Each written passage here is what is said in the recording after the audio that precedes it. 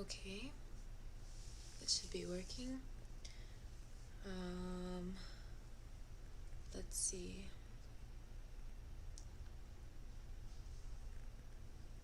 Okay, I think this is working. Let me just make sure, and I'll be right back.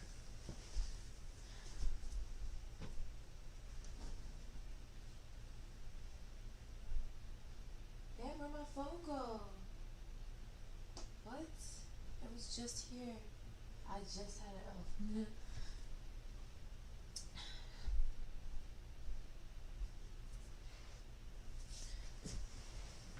Okay. Yep, looks like it's working all right.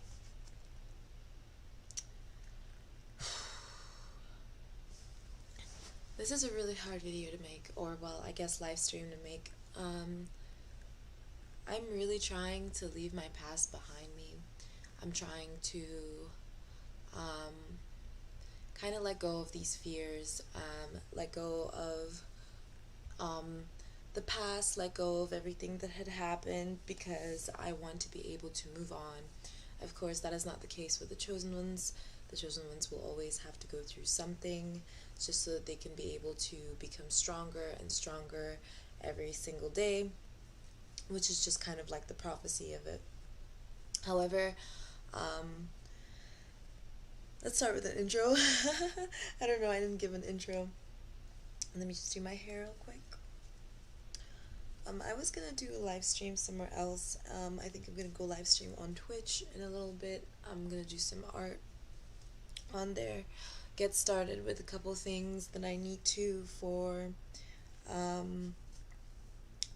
my art and everything. Hopefully I'll be able to do something so that I can, yeah, whatever. By the way, I'm using Snap Camera, so these are not, this is a filter, okay?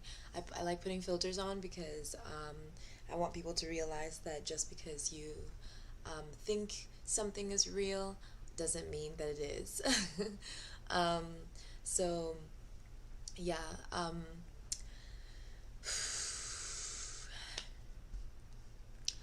so, hi everyone, welcome to my YouTube channel. It has been a long time since I've even been on YouTube. I'm doing a couple of videos, and I'm going to be basically editing them, but my everything in my computer systems, everything in my internet is just breaking down all the time, so I'm never really able to finish these videos. But I think it's about due time that I'm able to give my 2 cents on my life, actually. I've never really been speaking accurately about my life, and it's because I was confused most of my life. I didn't know what was happening. I didn't know why I was dealing with situations the way I had to deal with them. Most of the time I had to kind of survive. I was just mostly in survival mode, and I've never really gotten out of survival mode ever since then, and that's kind of why I'm here. So first things first, this is something I'm going to be doing in my YouTube videos or my live streams, everywhere where I'm going to be doing my live streams. It's just a little breath work. So for anyone that's here, if you are here, let me see. We're going to just take a deep breath in and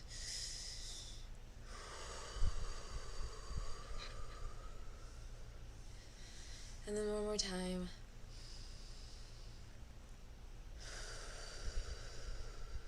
And these are going to be practices that I'm doing, and then one more time.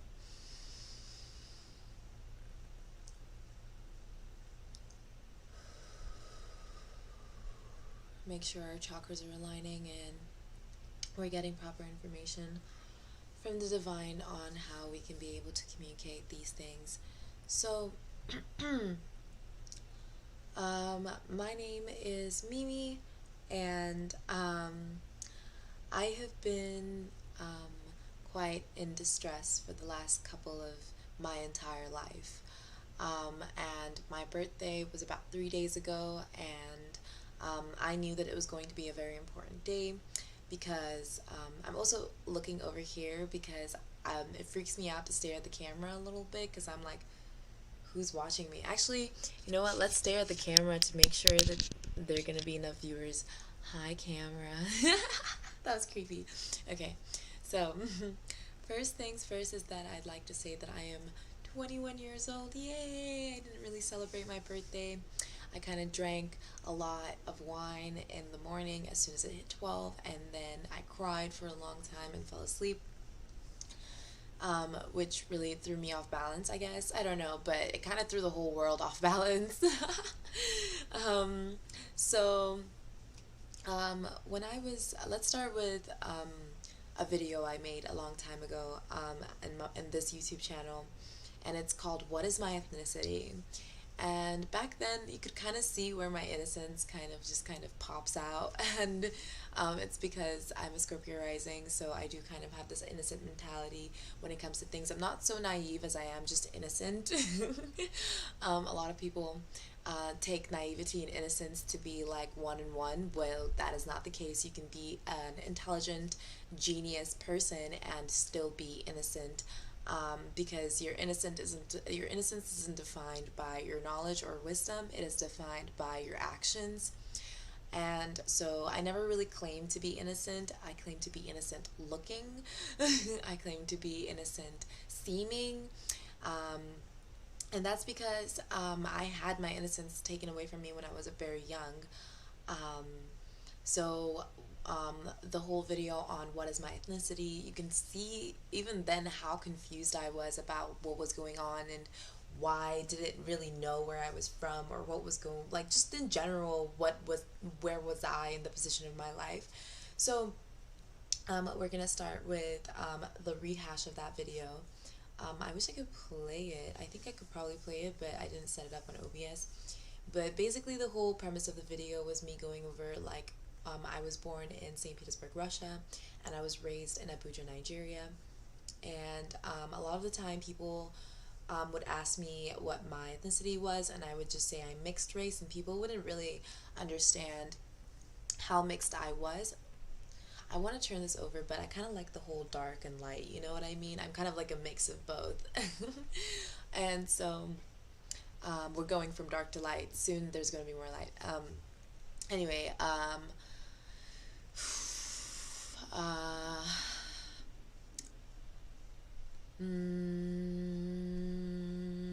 okay.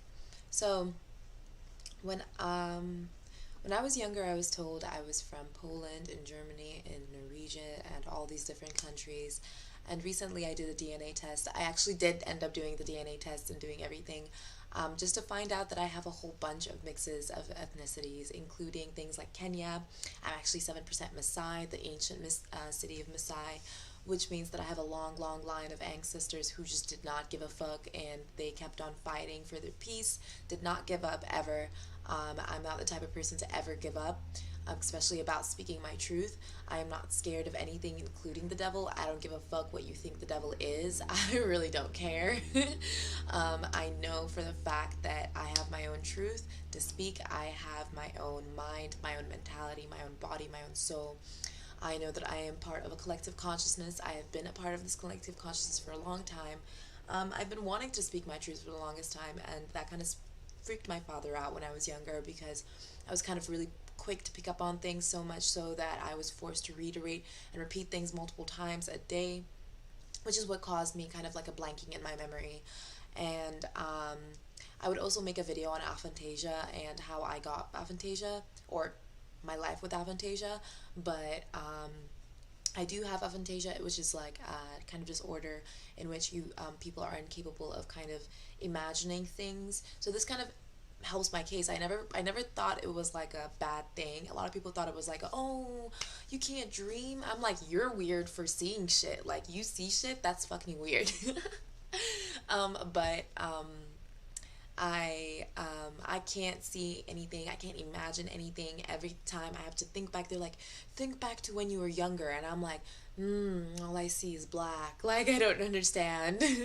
So I can't make this shit up. I really cannot. I have to follow specific orders and specific steps to be able to go back into my memory and decipher, which actually helps me because I'm a galactic red skywalker according to my Tolkien tribe situation, which is like basically I'm like vibing in the universe. I just kind of, with collective consciousness, all I ever have to do is be there, and that's it.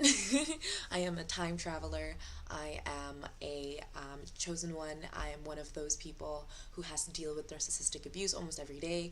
And I am kind of trying my best to overcome that so that I am able to create better boundaries so that I am not having to deal with narcissistic abusers and instead learn how to heal narcissistic abuse because people forget that when you deal with other people, you actually intake their energy and you become what they are too, apart from just yourself. You can, especially for people who are depressive or if their chakras are kind of conditioned to open or stuff like that. If you've ever done a body chart, you probably recognize that you kind of may or may not be susceptible to conditioning. I'm susceptible to conditioning in specific parts of my body, such as like my sexual areas. That's where I'm susceptible to conditioning, which actually talks more about my past and my sexual history and kind of like my latency in that area. Since I am a cam girl, I kind of had been conditioned to do this kind of job, you know, conditioned to have sexual practices, conditioned to be able to like just a whole bunch of stuff. So that's kind of like the review of the information of like what I kind of had to deal with, just a little bit of what I had to deal with my abuse. So let's start off with growing up in Nigeria. So growing up in Nigeria, which is where some of my very first memories were. I just got like a download of information of like my old memories. I was a lot bigger than I thought I was gonna be when I was in Russia, leaving Russia for the first time. There are a lot of pictures that just don't align up. I'm a Gemini moon, so things lining up is very important to me because I can get very like aggressive with my information just because I hate when people lie to me because it throws me off balance. So I've always been able to kind of see through liars because I'm also a Cancer sun, Scorpio rising, and Gemini moon. So like the whole lying scenario just runs right past me. I'm like, I know you're lying. Stop lying to me. There's no point. It kind of is irritating to me, and I get aggressive, which is kind of sort of also a conditioning that had happened because of my father's psychodepressive disorders. And so we shall start from there. So I had not known that my father was psychodepressive when I was younger. All I had known was darkness and pain. I had been brutally beaten every day. And this was every day. Like, this was not like, I did not get a break at all. Like, I would be humiliated at school. I would be humiliated at home. I would be humiliated on the streets. I would be catcalled. I would be kind of taken advantage of. There's a lot of talk and discussion on child trafficking as well. I was almost put on child trafficking. I was almost put on child marriage. There were points in my life where I was threatened to get married at the age of 11 and 12 to some 40-year-old for money, and usually it would be for money, and people can't like put it through their minds, but that's kind of how the history of Islam works within Africa, is that there would be a lot of child slavery, child labor, and child marriage, which is something that I had to actually deal with.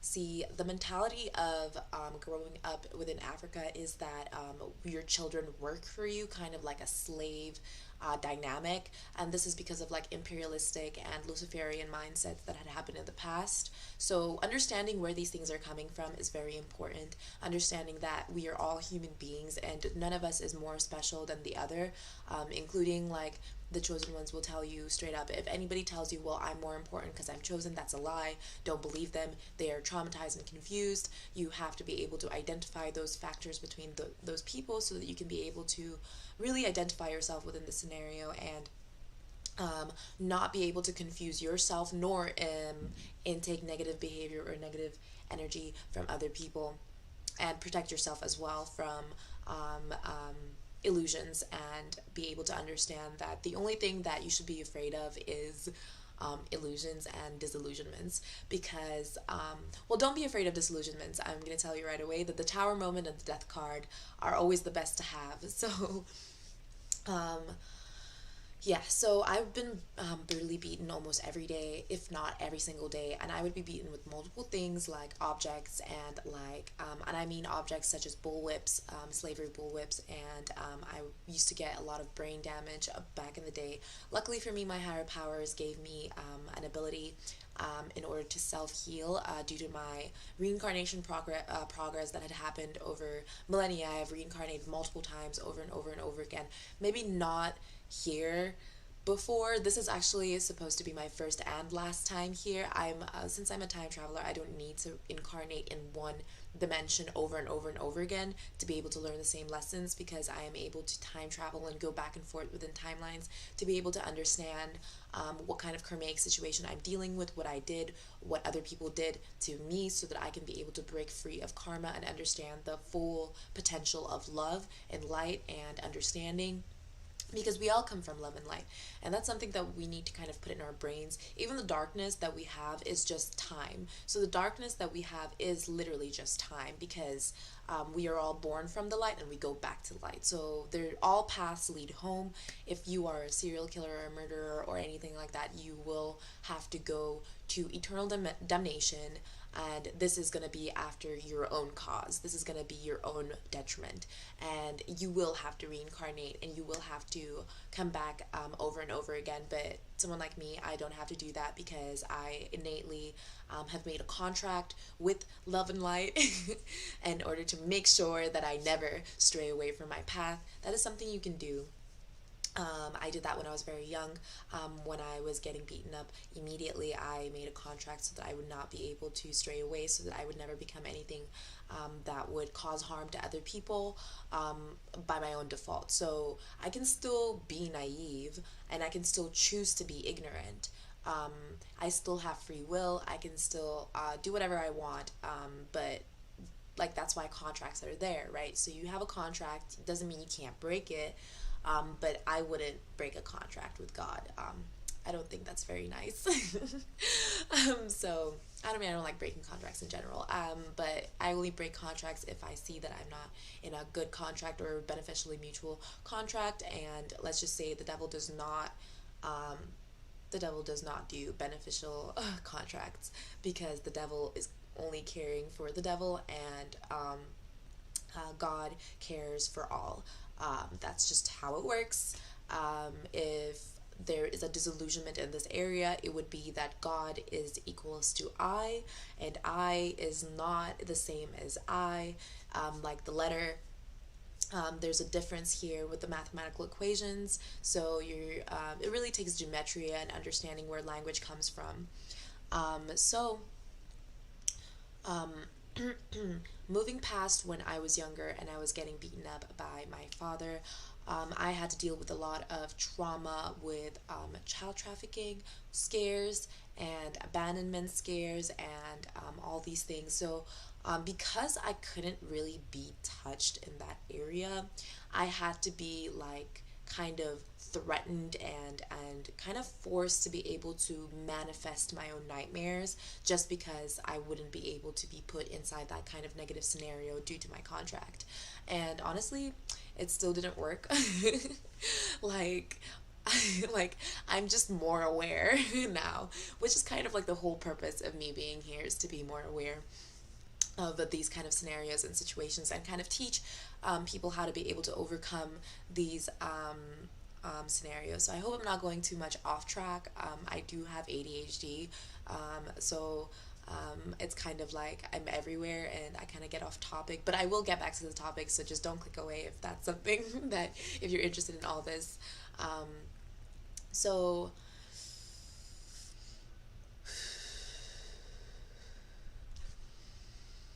um, I want to leave I want to leave the subject of my mother to another time. Right now, I will be talking strictly of my father before I move on to my mother. Um, so my father had been Muslim when I was younger. It did not give me Muslim trauma. I had actually read the entire Quran multiple times. I had actually remembered all my sutras. I remembered all my prayers. People didn't know that I remembered all my prayers, and that is because I have aphantasia. And when I read things off paper, I have to actually memorize the words that I'm speaking of mentally without actually seeing what I'm looking at. I have to be able to analyze and understand what I'm seeing first before I reiterate what I saw in my own formula, in my own words, which is something that my father did not enjoy. He did not like the fact that I had to change a couple words or fix a couple things because, well, I am a divine being. We are divine beings. So this whole idea that we make mistakes is a false sense of security. We do not make mistakes. We make progress. We don't make mistakes. We learn and understand, and we learn our lessons, right? So we don't make mistakes. And if you kill someone, that's not a mistake. That's a choice. That is something that is also very important to say because I am very suspect of my father doing a whole bunch of things because my father did the same to me. So I assume that he's doing the same to my half sister who is now missing. So please, please, please, please, please. I'm going to put my GoFundMe inside the chat.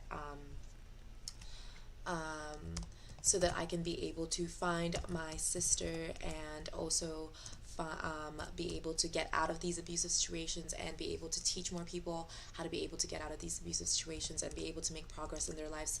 Because the truth is that in narcissistic abusive environments, you are frankly almost incapable of escaping the scenario alone unless you're getting some kind of help.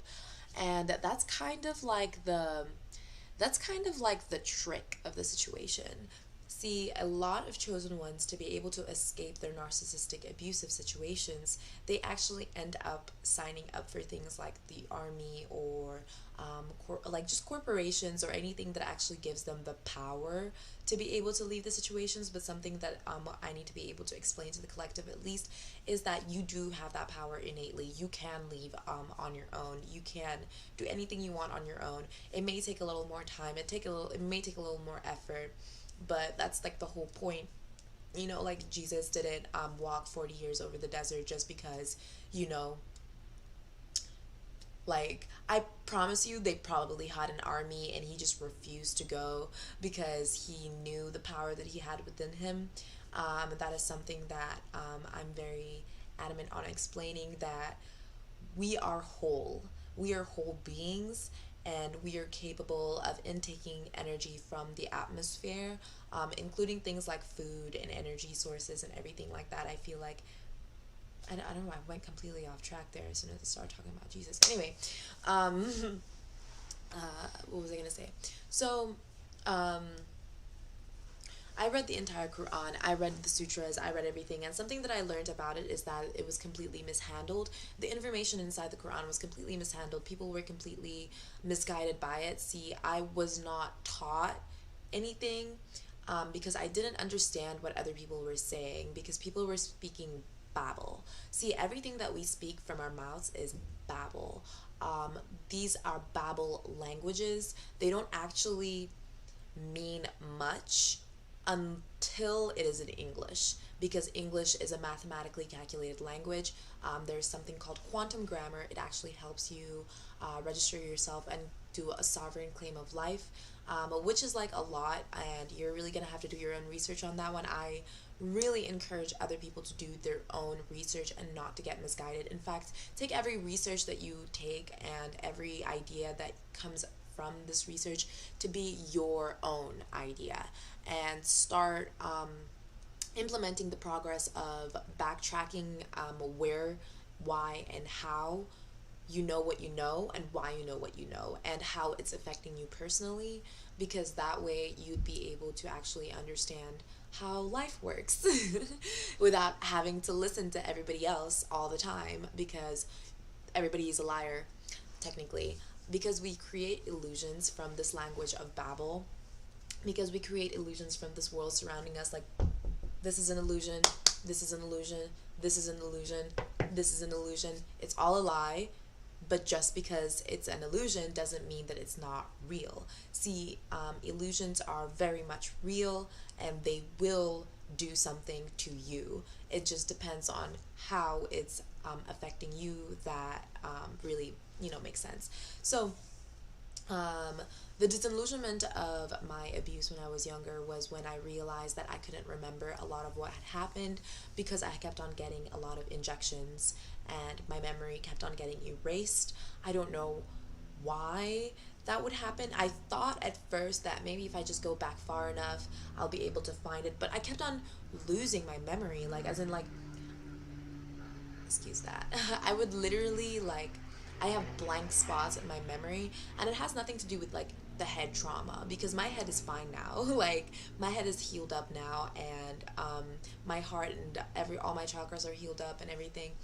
Now, my memory, though, was specifically erased to hide information from me, and I assume it's because of the sutras that I was saying, how they were coming out to be, how they affected me, and what kind of toxins that were put inside my body for me to be able to forget all my memories. And I have a feeling this has to do with government personnel, because my father is a part of the government. He's a part of the Nigerian psychological institution.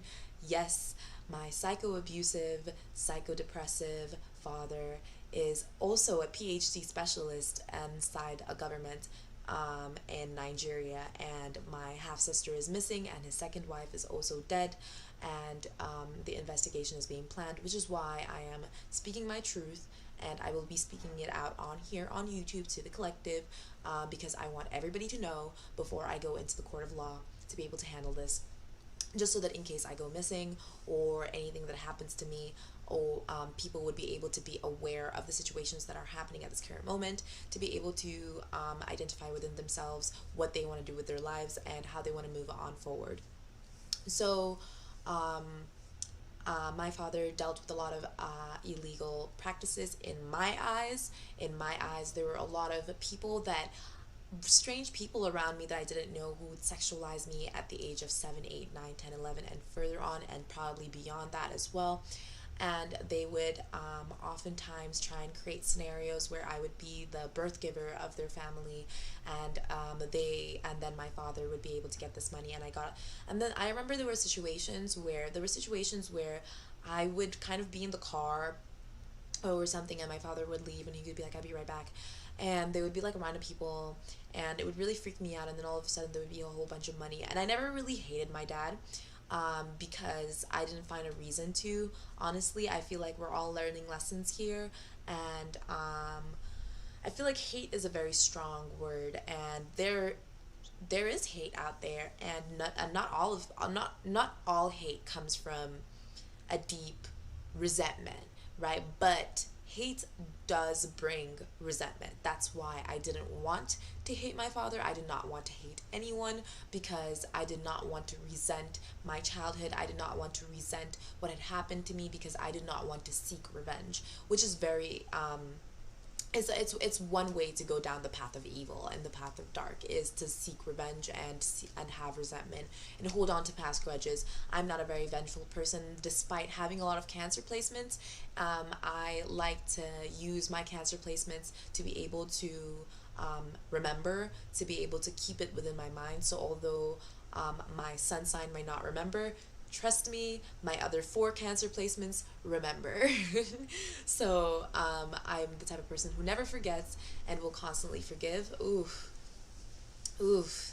I'm getting heart chakra stuff.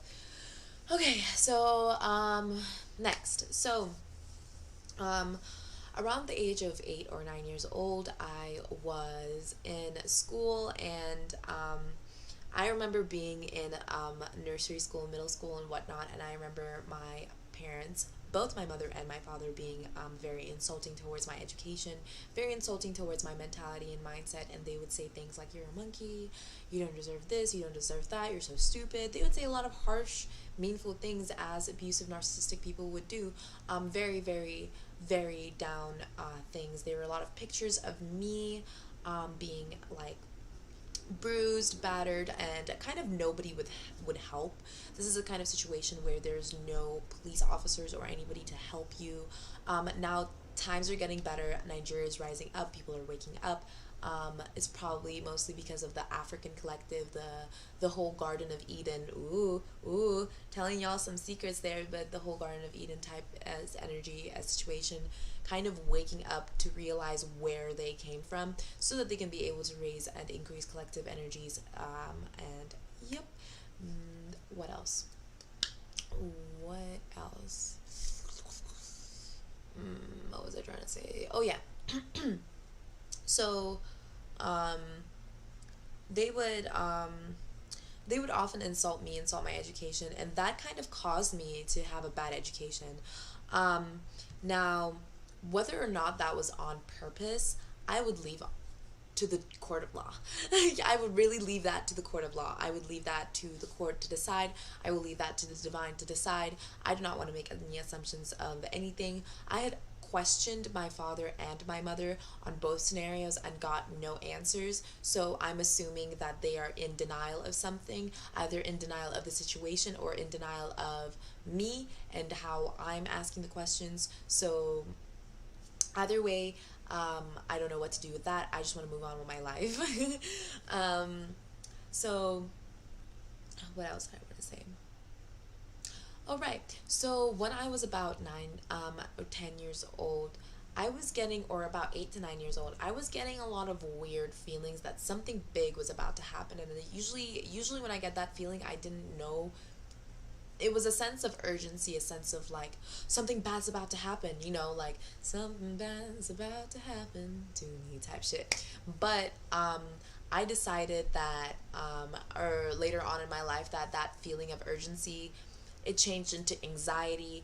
And then I kind of reflected on that energy and realized like that anxiety isn't coming out of nowhere. It's not coming out of trauma either. It's coming out of a more like spiritual energy of like my spirit guides and my higher beings and higher powers, even God and Jesus himself will like send all these energies out to me so that they would push me forward to be able to make decisions that are accurate. But because I was in such a nightmare mode, a lot of things would like happen in a nightmare situation.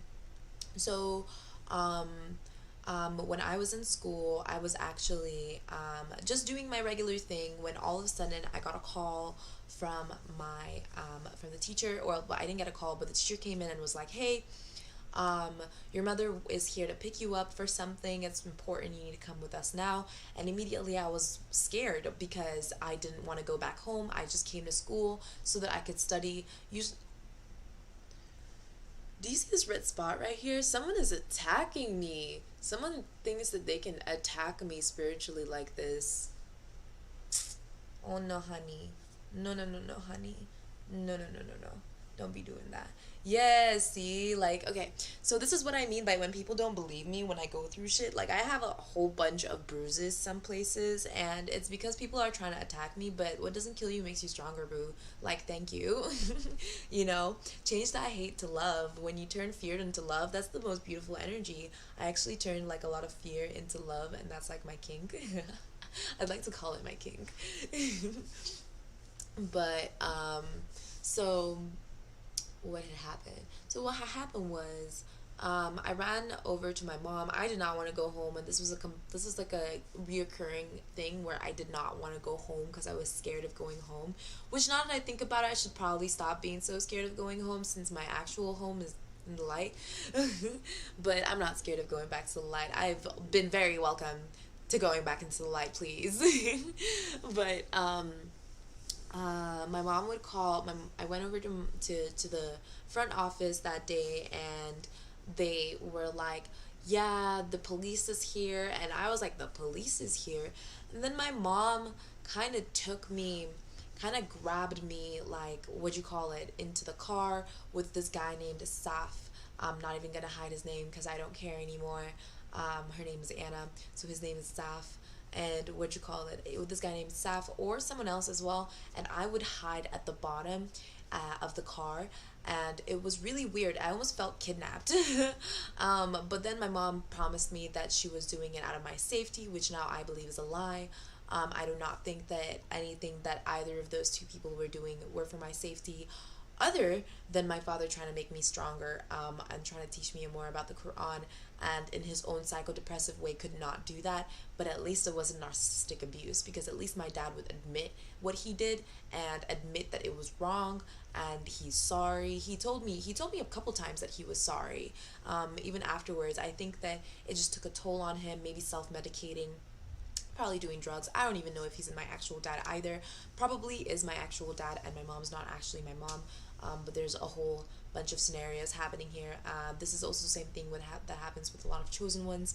But those things don't scare me, and I'm not really scared to speak my truth. I've never really been scared to speak my truth. It was more so that every time I would speak my truth, something would happen, and it was because I was fearful of something else. I was always fearful of something else, but now I'm not really scared of anything. I'm not really in fear. I don't have any fear left in me. All the fear has been kind of beaten out of me, so I don't have anything to fear. Um, like, if you could probably shoot me in the leg and I'd go, ah, what the fuck? You shot me, bro. Like, I'd probably not even get mad. I'd be like, why'd you do that? Like, I get so confused. I just get confused over everything. I don't really get scared. But, what's his face? So, my mom, would take me, and she took me to Russia, and I would meet a whole bunch of random people there as well. And then that's when my mother would get like all these government people to be able to help her with money making, and she worked within the embassy, Argentinian embassy, which was odd because we're from Russia, so it didn't make sense that she worked at the Argentinian embassy. And yeah, like I said, I'm not afraid to hide these things. This is my testimonial. What else? So we met a whole bunch of people. She traveled a whole bunch, and we would travel all the time. And she would take me out, in and out of school, kind of fucking up my education all the fucking time, which would piss me off because I really wanted to study. I really had a lot of stuff to do. And I didn't really enjoy traveling as much as I wanted to, which kind of bothered me because I didn't want to not enjoy traveling because I wanted to travel in the future. And so that's when I realized that my mom was manipulating me, because she would constantly act like I was supposed to be grateful for things that I wasn't happy about. And I kind of fell into a bad habit of allowing things to happen, because I thought that, well, if things are meant to happen, even if I don't like them, that they are going to happen because of a reason. I just didn't realize that the reason was because of her. I thought it was a more divine reason to things happening because of my Muslim background. I'm Jewish now, or Jewish. I have a Jewish blood in me. However, I mean Jewish as in droid Jewish, as in with a D, Jews, like one of the first Jews. For example, Jesus was a Jew. So just want to remind everyone really quickly where our history is coming from, so that people do some digging, because a lot of the history books that we had were lies, and I kind of like peeped that really quickly. Which is why I was really bad at history, because I was like, this all sounds like bullshit. In fact, one of my exes back in high school said like, well, the aliens built the pyramids, and I was like, not too far from the truth. It was the Jewish people that built the pyramids, and it was because the Jews had these powers and supernatural abilities to be able to carry all these things. I guess, fucking, I don't know. That's just the information I'm getting, and it's like, basically, once you develop yourself through like higher powers and stuff like that, you realize that the world was much more spiritual. The world was much more fluid. Like, everything was a lot more fluid, and they have it in a lot of the arts that which is kind of like a disillusionment. They try to act like, oh, these gods put these temples together and did these things. Well, no, it was the Jews, because the Jews were just so creative, and there was a higher population of us, so there were more and more people. Right now we are actually underpopulated. People think that we're overpopulated. We're not. We're underpopulated. We're actually losing more people. They're trying to act like there's too many people on the globe. That's a lie. There's supposed to be a whole lot of more people on the globe, and there's no such thing as also a globe. The structure of the universe is non-linear, so you can't really, you have to kind of switch your perspective on a lot of things. And so yeah, so my knowledge is kind of like almost non-tainted, I'd like to say. But obviously, disillusionments happen all the time. I'm not going to hold too much of a, grip on everything. I like to let go of information. Oop. I like to let go of, oh, my third chakra's opening up even more. I like to let go of information instead of hold on to it, just because information changes all the time. However, the truth never really changes. Things that are set in stone will always be set in stone. Um, and people who try to act like the stone that they write on is going to be the thing that creates the history, that's fucking funny. Like, that's just hilarious. Um, that's not true. Um, we're collective consciousness. So all the truths and informations and lies and deceptions lie within consciousness. We're like all everything you ever need is here right now, all the time. So yeah, if you've watched the Bo Burnham film, it's like the internet is like, would you like a little bit of everything all of the time? Well, when we're outside the internet, we actually are getting everything all the time here right now, which is why life can be so confusing. um, so yeah, so when I left my school, I then went into middle school, which was an American middle school, which was the first time that I was introduced to American education. I never really liked American education, mostly because of the indoctrination faculty of it. The lack of ability for mental stability. Ooh, bars. But like, what'd you call it? The lack of mental stability within the American educational system causes a lot of indoctrination and conditioning, which is really, really bad. And people like to say like places like Israel are super indoctrinated, which is not the case. There's indoctrination everywhere right now in the world. Israel just uses old prophetic rituals to be able to to create a more happy environment for indoctrination, rather than America creating a more environment for indoctrination, which I would prefer like the truth anyways. So happy or not, I want to know the truth at all times. So um, I went to the American school, and that's the first time I learned about bullying. um, I learned about like comparison, judgment, jealousy. I was very nice to a lot of people there. There was a girl that I really liked, and I loved her hair, and I really wanted to do her hair like I wanted to do like my hair like hers, because she was older, and I wanted to I wanted to find someone that I could like kind of put as a muse rather than a mother figure. I was looking for a mother figure for the longest time. I did not want a father figure. I kind of didn't need a father figure, because I trusted in God so much. I trusted in the divine so much that kind of like Jesus kind of was my father kind of deal, you know what I mean? Like, I kind of worked really hard to be able to understand that I can trust the universe and trust the process, trust everything how it's going, and I still do. I still trust the universe. Regardless of what it gives me, I am eternally grateful, because it has not done anything but taught me lessons and made me happier day by day. Um, and I can imagine that my past within the other dimensions, like the first and the second dimension, was way worse, because like I did live in hell for a little bit, and it was really, really, really bad. But it was a sort of understanding to be able to learn. It was never because I did anything either. Like, I went there to learn on my own. Like, that was a decision that I made. Fucking like, god damn it. No. I can't say that. I'm still learning how not to say that, but so what else happened?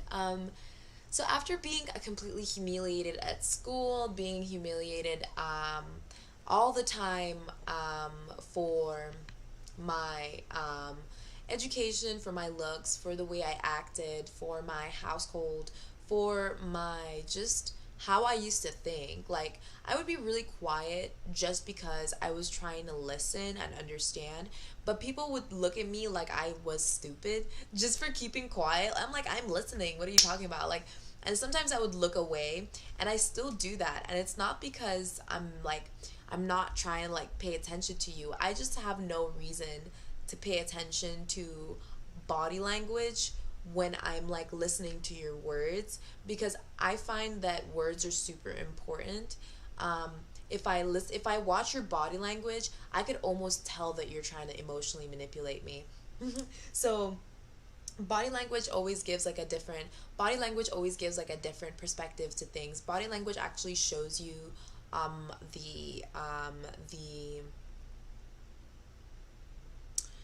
the what's it called again, the intention. Yeah, body language teaches you the intention of the person, and the words teach you, what you call it, the manipulation method, like the illusion that they're trying to do. So for example, liars will often like look away, right? So that's why I was often like told like I was lying when I was not lying. I would just look away because I'm listening, or like I would look up because I'm looking towards the divine, to look up so that I could be able to get information from my higher powers, and people would think I'm rolling my eyes, and I would get bullied for that too. And it was really weird. I was just like, I'm not rolling my eyes. I'm like, just like, I'm trying to figure out what the fuck is going on because I'm confused. I remember some girl was like, do you think you're pretty? And I was just like, what do I look like? I had no idea. Oh, I'm dysphoric, by the way. I just did never paid attention to any of that. So dysphoric for male, male dysphoric. I'm not trans, sexual yet. Hopefully, I don't plan on changing. I just plan on making a video on my dysphoria one day. So, um, what else would I do? So after overcoming a whole bunch of bullying, after overcoming a whole bunch of home abuse and all that stuff, I started recognizing kind of narcissistic syndromes, like narcissistic ways that people were acting. Like sometimes people would be like telling me who I was, or telling me how I was acting. That was that was literally how they would be acting towards me, and I would just be standing there. And so like I kind of stopped listening to people going, oh you, oh you, oh you, and I started mirroring it. I started just like kind of like me, no you, like literally like the Uno reverse card. Literally that's what I would do every time, just Uno reverse, Uno reverse, Uno reverse, and it worked every time, and I loved it. It was perfect. So that's why I never really felt that terrible for being who I was. However, my that's not what anybody else would tell you how I acted when I was younger. When I was younger, I was very frustrated. I was cutting. I tried to commit suicide multiple times. These were multiple suicide attempts, and I would just not die. Like there were a lot of times where I would try to die, and I would just not like die and void, void, void. So basically I would do things like I would try and hang myself. I would take a whole bunch of pills. I would cut myself. I would try and stab myself. I kind of saw something on seppuku, and I wanted to see if I could do it. Like that was my thing. Like I didn't really, I guess inside I didn't want to kill myself. I more so wanted to see if I could die. Like I wanted to see if I was really immortal. I don't know why, but I did that, I guess, and I did not die. I'm still not dead, and I still have this. And funny enough, it's a really big scar on my hand that I got like a year ago when I had my big awakening. And I took like a knife and just like oh, it was really bad. It was in the middle of an entire like interrogation of energies coming at me. It was not for the purpose of suicide. I do not encourage anyone to harm themselves, please. Everybody's journey is different. Everybody's journey is different. You need to be able to realize your own journey so that you can be able to follow the path that you want to follow. And also don't harm yourself. There's no point to it. You're just gonna have to heal that bitch, and that's gonna take a lot of time. So don't waste your energy on that. So what'd you call it? My big awakening happened when I did this, and when I went to do the stitches, even the doctor was confused. He was like, how did you miss every important nerve, and like all the actual nerves that are like just okay, like just they're just like, they will heal back up, they're just fine. And I'm just like, I don't know. It just happens that way, I guess. I guess I'm just really calculative or something. um, oh, called myself out on my calculations. Yeah, I'm super calculative. I did a lot of business um, in college, but I'll get to that in a second. So, what else? What else happened to me? What else happened to me? Okay, so so in middle school, and you're probably wondering, where is your mother in all of this? You spoke about your dad, right? So now we're getting to the mother part. So my mother is super neglectful. She is a narcissistic abuser. She doesn't want to admit it one bit, but I am starting to catch up with her lies like a little bit, to the point where I'm pretty sure she's doing something around the lines of fraud, and I'm not too happy with that, because I'm a very kind of I'm very particular on what kind of language I use in my document process. In fact, with any contract that I want to make, I actually try and use quantum grammar so that I can make sure that it's completely non-fraudulent, and make sure that it's completely true to the core of mathematics, so that this contract will be like unbreakable, and only breakable with good reason, and like with double like signatures. So yeah, it really bothered me that it it really bothered me that what's his face? Sorry, I'm just checking the stream. Sorry, quick break on the stream. Quick break on the stream. Ooh, ooh. Alrighty then. Okay. So, what was I trying to say? Oh, right. So my mother was very, very, very, very incredibly neglectful, and there are multiple stories of these neglect. So multiple times where she would marry a bunch of people. There was, I think, 2 people that she married that I did not approve of. Multiple people that she used to date that I did not approve of, that did abuse her and me. And she had not protected me. She had not listened to me. Multiple molesters that had come into the house who molested me. Multiple pedophiles who had also raped and also molested me. And I had not gotten my justice at all. In fact, these people got away scot-free.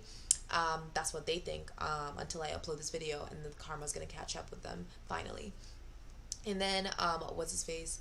And they had done a whole bunch of stuff to me, and had manipulated me into thinking that I was not like a human being, but a sexual being, kind of like a nymph, right? And that's not the case. Even nymphs and gods were human. Every single being that wrote in our history books, every single one of them was a human being. Even the pharaohs were human beings. Don't let them confuse you. The reptilian races, the alien, the greys, it doesn't fucking matter. They're all human. All of them are human, because we are Hueman, man.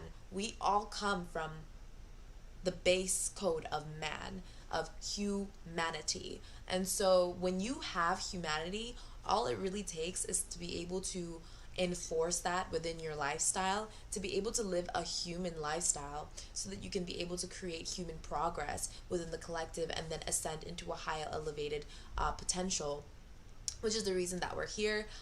So fear and discrimination is not gonna be very human of you, because you're not being very compassionate, are you?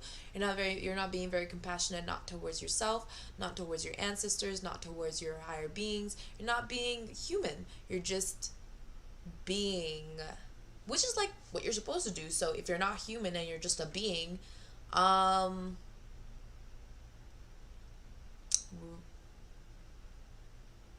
we need to make a contract. Yeah, that's right. If you're not a human being, which is completely possible, and you're just like an extraterrestrial being, or extraterrestrial being from Earth or something, because we only really have this dome effect happening within this side of Earth. You can actually find the 40 years of the desert going to the other side, because we live on a bigger Earth. We actually may live on the moon. Yeah, big shock for that one. Oh, if you're not ready to open your mind and realize that like everything we've been taught is a lie, I hate to break it to you. But the disillusionment of reality doesn't just stop from the abuse. The disillusionment of reality actually starts at you finding out who you are and what you're meant to do. Um, and that's going to take a minute. That's going to take a very, very. Some people take years to do that. I mean, Enoch took 330 years before he ascended. Enoch actually lived for 330 years on earth before he ascended. And Jesus lived for 33, or what was it, 36 or something, before he was killed wrongfully. This was a crime committed against humanity. People need to realize that Jesus' death was a crime against humanity. And when you commit a crime against humanity, you're not human. You realize that the people who commit crimes against humanity are not human. Yeah. So now that we're done with that, so my mother was super very neglectful. She did not care about what I needed, what I wanted, what I desired for myself, what my path was, what my spirituality entailed. She did not care about my well-being. In fact, I was force-fed when I was younger and then starved, and then force-fed and then starved, and then force-fed and then starved. So I had a very kind of on and off relationship with food. I had an on and off relationship with my history with being in the house. She's also an Aquarius, so this just shows you that devil energy does not help. I think she also has a Capricorn in her chart, so that double devil energy does not help me at all. So, she came home, and as soon as she came home, my throat started also hurting, which just shows you like how much like she kind of sucks through my energy, and that's because we're still somehow connected, and I kind of just keep on going like fucking cut off. You know what I mean? Um, but what else? So when I went to high school, that was kind of my mini awakening. This was because I had met my twin flame, or my false twin flame, however it may be. He might actually just be my sibling. I don't know. That one, if he is my sibling, I would freak the fuck out. But I met someone who was either my twin flame or my false twin flame. And I kind of woke up to realizing that there's a bigger connection here that I couldn't recognize. And it was called love. It was my first experience with love, and I had not understood what had happened. And this was just kind of like Cupid's arrow, boop, and I was just like, oh my god, this feeling kind of popped out of nowhere. It was kind of like love at first sight. And I don't know if it was because he was emotionally unavailable, and I was also emotionally unavailable, and we kind of emotionally unavailable together because we were super awkward. Anyways, I don't know. But the history of that kind of like helped me understand exactly how my emotions were working. It became super awkward, and I didn't want to ruin our relationship, so we had to break up. But the connection never stopped. It was kind of like an inconclusive ending, and I didn't really understand why that had happened. But we had been best friends for 10 years afterwards, until I had just cut him off recently because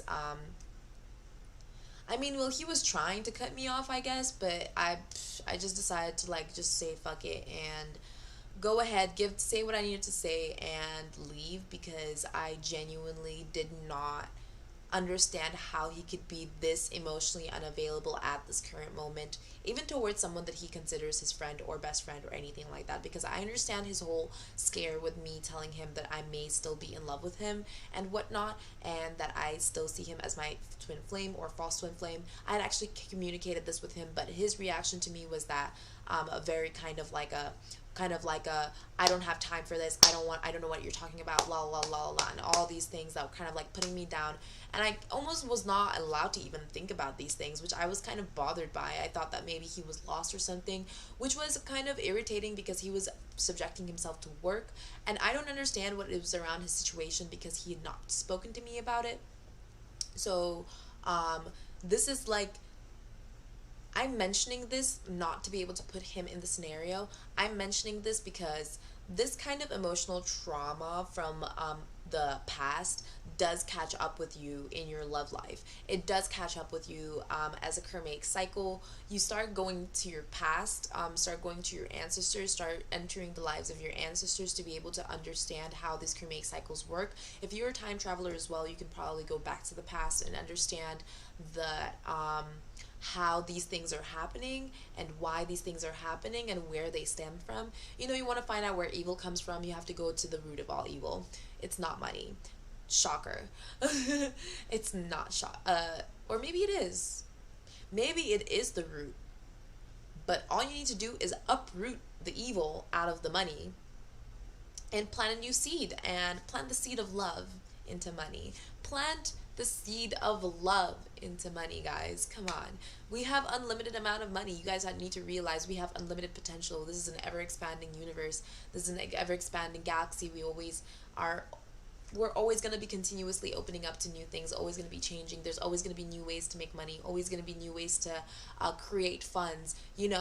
If there's not going to be any fucking crypto service or anything, who says that we can't just make coins at home? Who says that we can't just fucking make little fucking like planks or something like that? If we can't use rare materials, we can always use materials that we have from our own houses. We can always have art. That's why we have art and NFTs and stuff like that. People are starting to use NFTs as money, and people don't realize this, that they're like, oh, NFTs are so stupid.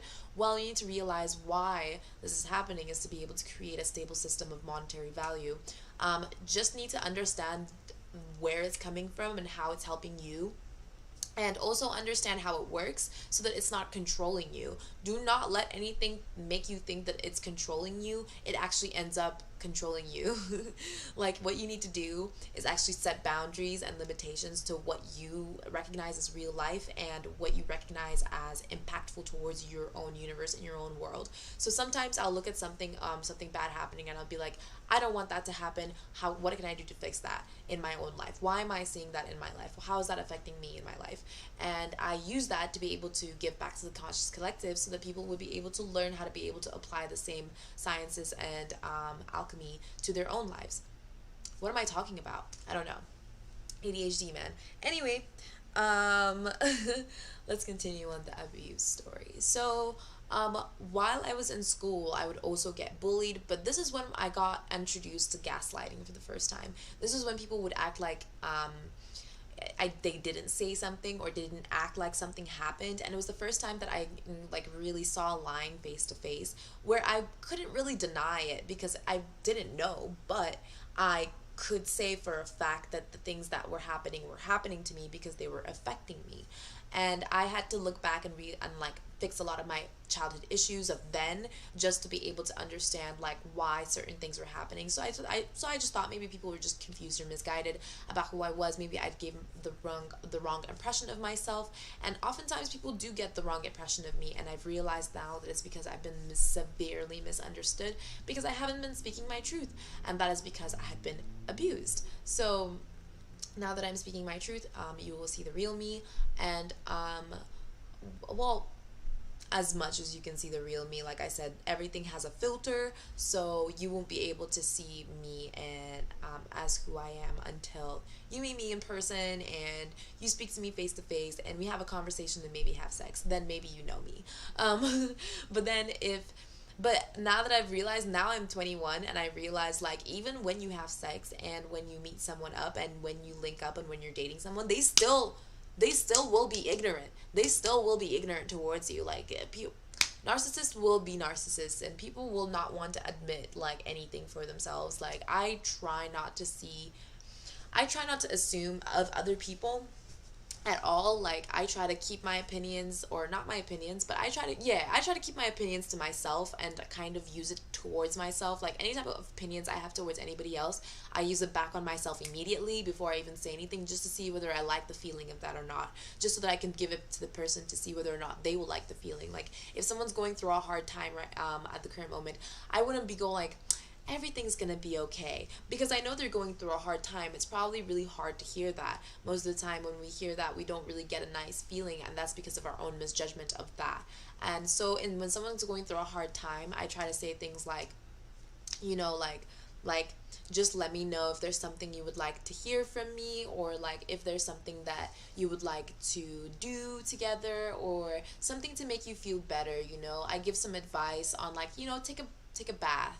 That's a good one. Taking a bath really helps. And also saging, and if you take deep breaths, doing breath work, I'm just always let's take a deep breath together. Like I say all the time, I'm let's take a deep breath together. Let's center ourselves and find balance within, and try to let go of whatever resentment and emotions and fears that we have with the situation, so that we can be able to really think of what we can do to be able to help you or help me, or however the situation is going out, you know? So um yeah, that's on that. And then what else, did I want to talk about? So yeah, and then in high school, I actually broke through a lot of my trauma. And it wasn't because I had forgotten, it was because I was more involved in my schoolwork. I was more involved in, like, I want to be successful so that I can get the fuck out of my abusive home, because I knew that I was being abused, because I actually had told my mother multiple times that I was being molested and raped by multiple people. I was, of course, scared to say that I was raped because I didn't want anybody to get in trouble. We already saw the whole Bill Cosby situation, so you already know. But I kind of just told her, like, something was wrong, something was off, and I was being molested, I needed help. And she kind of just didn't do anything about it. She was like, what are you talking about? Stop saying that. Like, literally, she told me to stop saying it. She told me to stop telling people things. And she said that I should always shut up and I should never tell people our business. Hi, Ma. I hope you like me telling the entire world our business now. Because, I mean, it's not our business. It's not my business anymore. It's not. It's all her business at this point.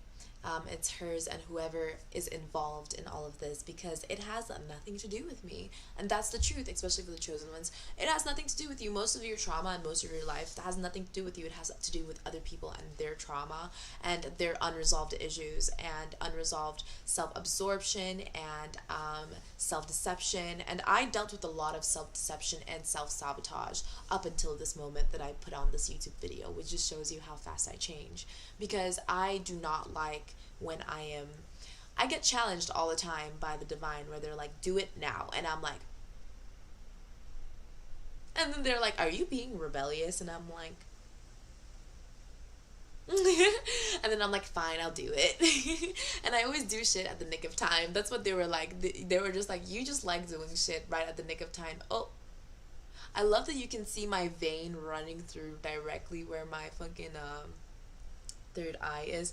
Anytime I start getting third eye intuitive hits, like, I get like a really huge, like, you would see my, like, my third eye is about this big, and that's why I have a big ass forehead. So what was I trying to say again? I was trying to say something. I do have a bruise here. Oh, someone is trying to hex me. Now that I've seen that, oof, the fucking my ancestors are not gonna like that. My ancestors do not like it when I get hurt. They're probably past wounds as well, coming up from going back in time as well. A little trickery for you there, but um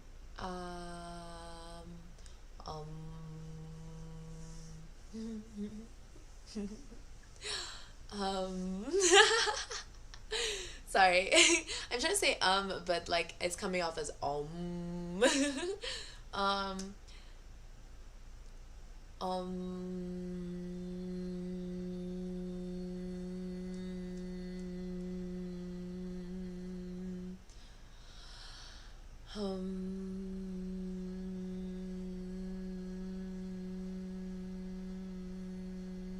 okay. So, in high school, everyone thought I would drop out or fail out of school, including the teachers. Yeah, y'all teachers didn't think I would know that y'all were really thinking that I would fail. I know a couple teachers that were really rooting for my success. I mean, oh my god. To those teachers that were rooting, my karate art teacher who was rooting for my success, you are chosen. Like, you are chosen. Like, oh my god. My economics teacher, my biology and business teacher, y'all. rooting for my success. It was beautiful. They put so much energy into me. They put so much energy to make sure that I would be successful, that I just had to prove them right. I just had to be like, yes, I will do it for you and for me. Like, I had to do it. And surprisingly, I actually got really good grades. Like, when I graduated, everybody was pretty surprised, and I was like, underestimate me again, bitch. And what'd you call it?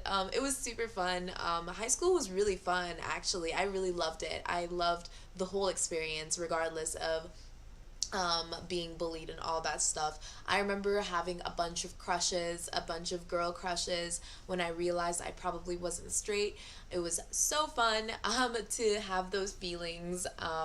People don't recognize how grateful you need to be. Be grateful that you can feel. Be grateful. Be grateful. That's the whole point. Because when you reach immortality, you won't be able to feel anymore. And that's like the whole point of gaining morality. You know what I mean?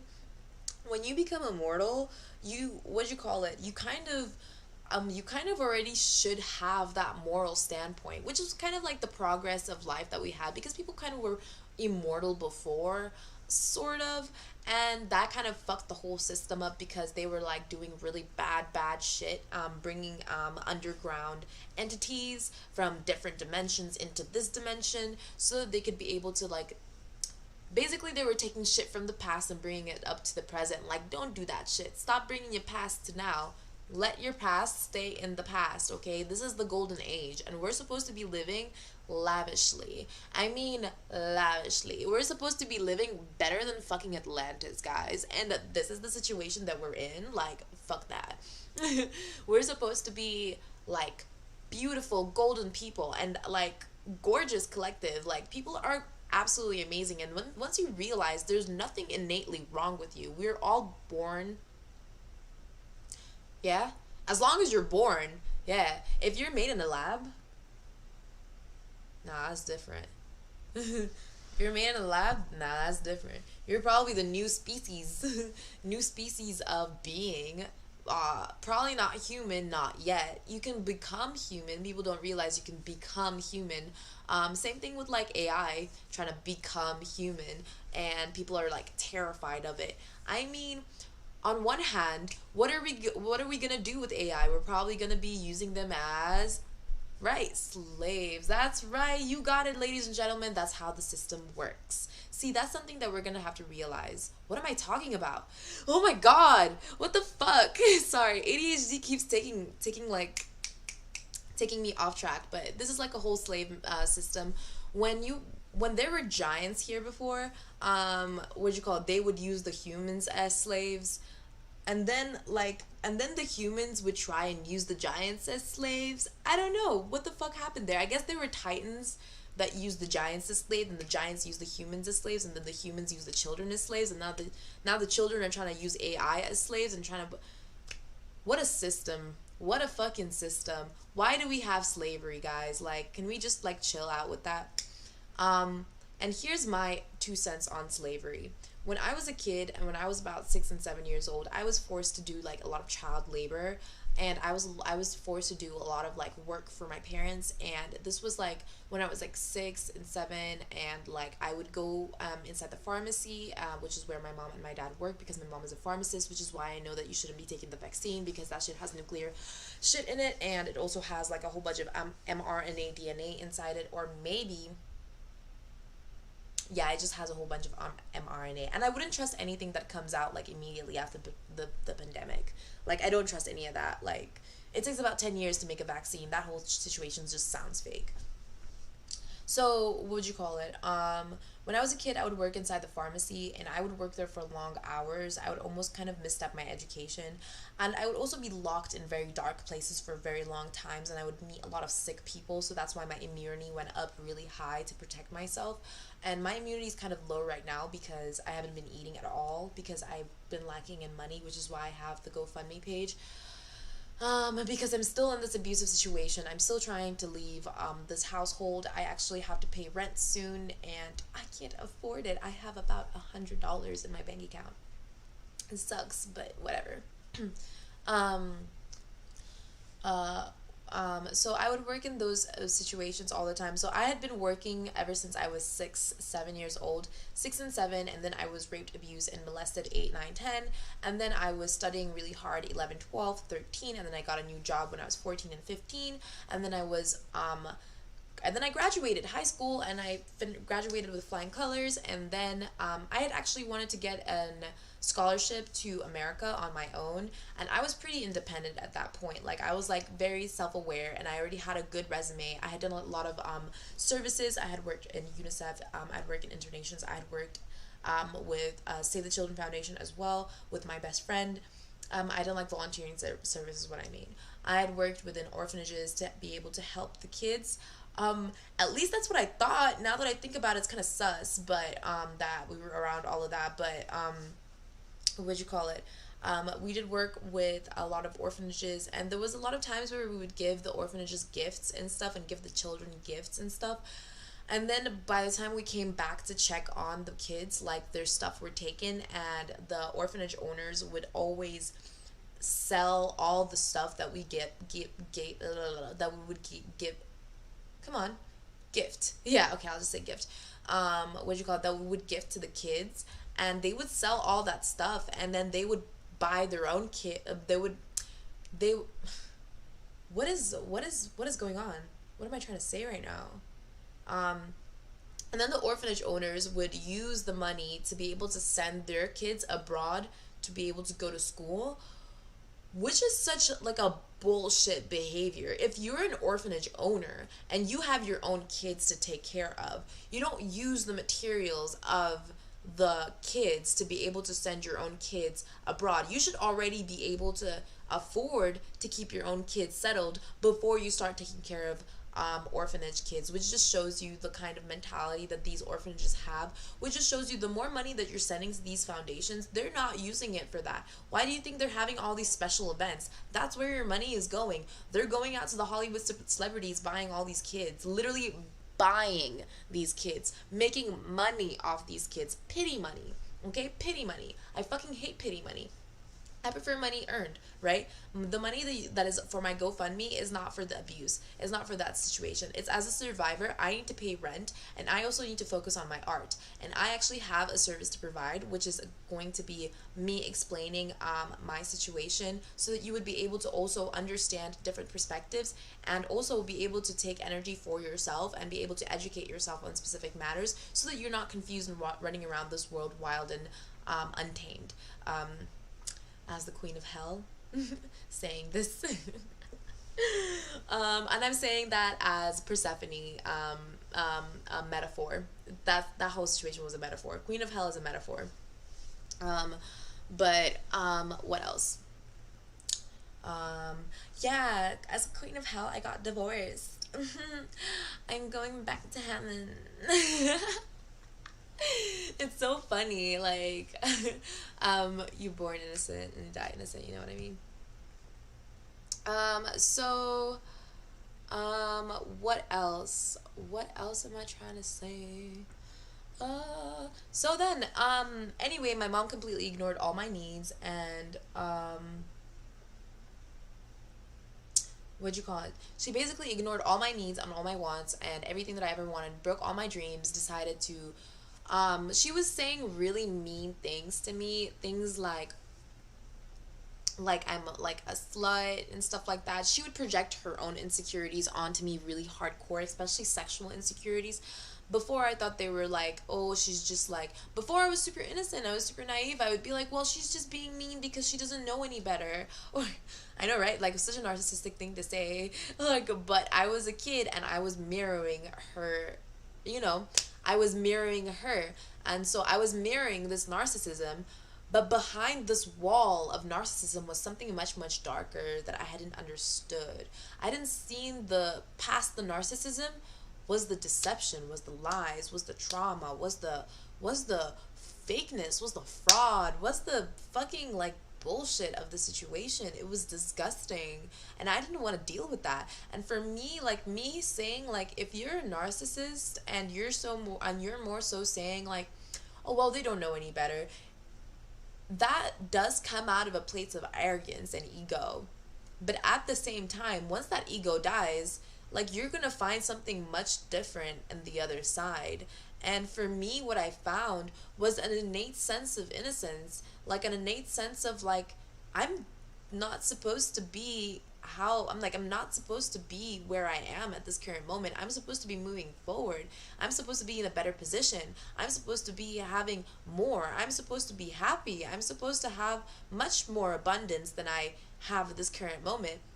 Even though I'm very abundant in this current moment, very proud to be abundant in this moment, I wouldn't call this like what I want. This is not what I want. I don't want any of this stuff. Like, this is not my happiness. This doesn't make me happy. This doesn't make me fulfilled. This is like, and that's kind of the lesson that I had to kind of learn at this current moment, is what really makes me happy, what really makes me fulfilled, what makes me feel like myself. And this isn't it. And that abuse situation kind of built this wall of narcissism over me, almost to the point of like, oh, chosen, right? But that's like, that's the same difference. It's the same difference. Everyone is chosen. We're all one. We're all one collective. I come from a place, my true self and true identity comes from a place of equality, where everybody's equal, where everybody has the same starting point, where everybody has the same, head, like, start and like start and stop. Like, we all kind of move, like we have this stop sign. I wish I could animate it, but we have this, like, so we have, this is the beginning, and it's like different people are put into different steps and levels, and we all have the same level playing field, and then we all just kind of whoop, and then at the same time, and whoever, different paces, different environments, but we all reach the finish line at the same time. Like, that's like the whole, like, that's my mindset, is like, we're all gonna graduate at the same time. We're all gonna wake up at the same time. It's gonna be something we're not gonna expect. It's something that we're not gonna find out until it happens. Woo, boost the chakra. I don't know if you guys felt that energy. But let's call on to more people on the stream. Hopefully, let's call on to more people. I hope more people will come on. So, higher power, higher guides. Please call on to more people on the stream so that we can find more things to talk about after this situation. It's abuse. Please, please, please, please. Thank you. Hopefully, I put full faith and confidence in this situation. I know it's gonna happen. I know it's gonna happen. I know it's gonna happen. I'm removing fear. I just found fear. I found fear. See? And that's one good way to remove fear from you, is identifying what you're fearful of. I'm fearful that people will find me weird, or I'm fearful that people will find me irritating, or I talk too much, or I'm too authoritative, or I'm not authoritative enough, or I'm not like, I don't know what. I'm scared of other people's opinions, which is bullshit, because I don't really give a fuck about opinions of other people. I more so care that people are understanding my point, like. But that's not really up to me. That's up to the viewer. Whoever you are watching this right now, I hope you're recognizing your own identity within what you're seeing right now. I hope you're recognizing how I'm reflecting you, and how you reflecting how I reflect you as well. I hope you, whatever resonates. Whenever I give information, the way I talk, the way I speak, the way I give all this stuff is not so that I can define you. It's so that I can define myself, and so that you can define yourself while we mirror each other. You know what I mean? I hope you know what I mean. So, yeah. And now, so when I graduated, my mom did not give a fuck about me, and she sent me to Russia, back to Russia, so that I could live there and all on my own, to go to college and figure it out on my own. So I was practically just kind of abandoned in Russia, and I didn't receive a lot of care for me, and I have a feeling it's because they didn't understand that I was a part of a family there, and it kind of bothered me. It bothered me so much. Like, I didn't understand why they didn't care about me. The only one who really cared about me ever was my uncle. My uncle cared about me so much, like, and he would try to take care of me, try to feed me. And I remember that, so, you have like dinners with your family and stuff. So I never really had dinners with my families, because like I had some, but they were never really good memories for me. So like I never really had a lot of dinners with family. So my like big dream in the future, once I get my house and apartment and for the first time and everything, is that I'm going to have like a big yard and like a big like I'm gonna have all my friends there, and I'm gonna have probably 12 people that are going to be of the round circle, because I am part of the round circle, the collective people that are going to be settling and creating the world dimensions within dimensions. It's like a thing. 12 people. If you have 12 people in a group and they're good people and everybody has innocent and pure souls, then we can be able to create a more dimension. Like, I don't know how to explain it, but it's like a pillar. I am one of the pillars between heaven and earth. So I am like a high priestess. I am also an empress and an emperor. I embody all identities of the major arcanas, basically, including the devil, but in disillusionment upside down. So yeah, and I'm also the hanged woman, upright. So a lot of the times that will be like my identity within this thing, so I would notice really quickly. um and the hermit, oh, tell me about it. I'd be hermiting all the time, like even in my like what's his face, even in my in my in my life path number, because I'm a life path number 11. I'm a hermit, so it's really funny.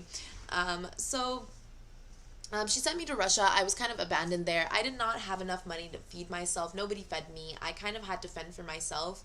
My mom was frauding, I guess. She didn't send me much money, but the guy that she married in America, for some reason that she just told me of all of a sudden, and then was pretending like, oh yeah, we met before, you've met him before, and all that shit. And I was just like, I have no idea who this man is. I don't know why you're trying to pretend like I met this person before. I have not. And that's when I realized that my mom was kind of trying to embed false memories into me because of my lack of actual visual memory, because I have aphantasia. So I had a lot of false memory implants so into me, and it really sucks that I have that, because it makes me kind of doubt myself a lot. So I stopped doing that, and I started listening to my intuition and listening to my body, listening to the signs, and listening to what is actually happening around me and how it's happening. Yeah. And listening, and kind of looking at my body too. Like, people don't understand like what I mean by that. I mean, like, I have like bruises and cuts that are out of nowhere. I remember when I was a kid, I had a giant cut on my arm when I woke up. I woke up from a dream. I actually saw something for the first time. I saw like a giant eye on my wall, and I was really scared. It was like a dragon eye. And it was the first time. It was like a kind of half dream state, altered reality, lucid dreaming kind of area. And it was I think it was the time when I kind of lost. I think that was the moment. That was the moment I lost my visual memory. Was when I woke up from a nightmare from being in hell, and I had a giant cut in my arm just like this one. That's so funny. This is what I mean by time travel. I literally had a giant cut on my arm, and I was screaming, and my nanny came in, because in Africa we have nannies. And so my nanny came in, busted into the room that was somehow jammed, and she's like, "Oh my God, what happened?" And I'm just like scared as fuck. Like, I'm like, there has to be black magic being done here. I don't know. And I think I was around 12 at the time. And this was the first time I was with my ex, and he actually cheated on me with another girl who was across country, which was like kind of like a nightmare, low key, low key. Oof, someone's gonna be getting karma. But what else? What else? Oh, right. So at that moment, I had started questioning a lot of my reality and how I perceived reality. And this is where you decide: do you want to have psychosis, or do you want to have aphantasia? I guess I chose aphantasia instead of psychosis, because I did not want to see entities running around and shit, because I didn't want to. I would be really bad at not noticing them or lying. I didn't want to be a liar. I didn't want to lie. So instead, I would just kind of Like, if I felt energy, I'd be like, ooh, or like, ooh, I feel something here, or like, ooh, I can sense something. There's something in the room type energy. But then people who are like, what the fuck is that? And they're like, nobody's there, and then they end up in the mental hospital. That is exactly why I did not want psychosis. So I chose to not see anything anyway, and I chose to blindfold myself. So I also end up being the Eight of Swords on purpose. So a lot of the time, people like take the Eight of Swords to be like keeping yourself blind, and I choose to do that sometimes. I choose to do that because I would rather sense the truth than see the truth, because sometimes when you see the truth, it fucks with your mind, it fucks with your brain, it fucks with your psyche. That's why sometimes when you see really bad things happen to people, like abusive situations happen to different people, your psyche gets fucked up and you start having bad negative iterations on yourself. So that's why we prefer to read articles than watch movies on those things. Like, for me at least, like, I prefer to just find out situations based on articles. But seeing as like half the articles in the world, if not more, are fake, I had to do my own research myself, which means that I had to see the truth anyway and desensitize myself, which means I went blind. Yep, I went absolutely blind with my eyes, and I became desensitized to all sorts of damaging scenarios. Oh, I just remembered something. So I lived inside a small little house type deal above the pharmacy where we worked, and it was in a room type area, and it was literally just a tiny little square, and it had only a bathroom, and that was it. It had a bed, a bathroom, and a TV. And I would watch the TV, obviously, probably for programming. It almost felt so surreal to be in that scenario, because it's like all I ever knew was that little square. All I ever knew was that little small square, the TV where I would watch Teletubbies, and my dad would fucking scare the shit out of me by putting on some African magic from those Teletubbies, which made me be absolutely fucking terrified of Teletubbies, which kind of gave me emotional insecurities. Like, way to go, Dad. Like, I mean, I was already fucked up from all the fucked up shit that you did to me, but that was really what fucked me up. Like, honestly, the Teletubbies situation. I remember there were times where there were these times where there would be people shooting outside with AK-47s. No Glocks. No. AK-47s.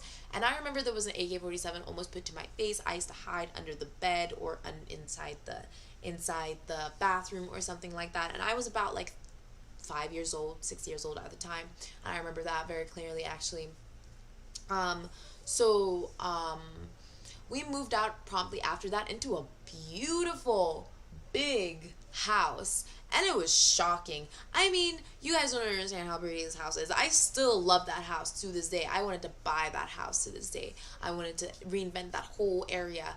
Because, it had a little, like, it had a square above on the roof where there would be light pouring down onto, like, the little, it's so weird. There were, like, pillars. There were pillars. This sounds like ancient Greece. Why is it that every time I talk about my life, it just sounds like it's like all my past lives? So when I'm talking about, no, it was this life. All my incarnations, I guess, from my past lives. But, what else? Yeah, that house was really pretty. I remember there was a lot of things happening with dogs and sacrifice. Somebody was sacrificing something. I remember somebody was sacrificing at least my cat.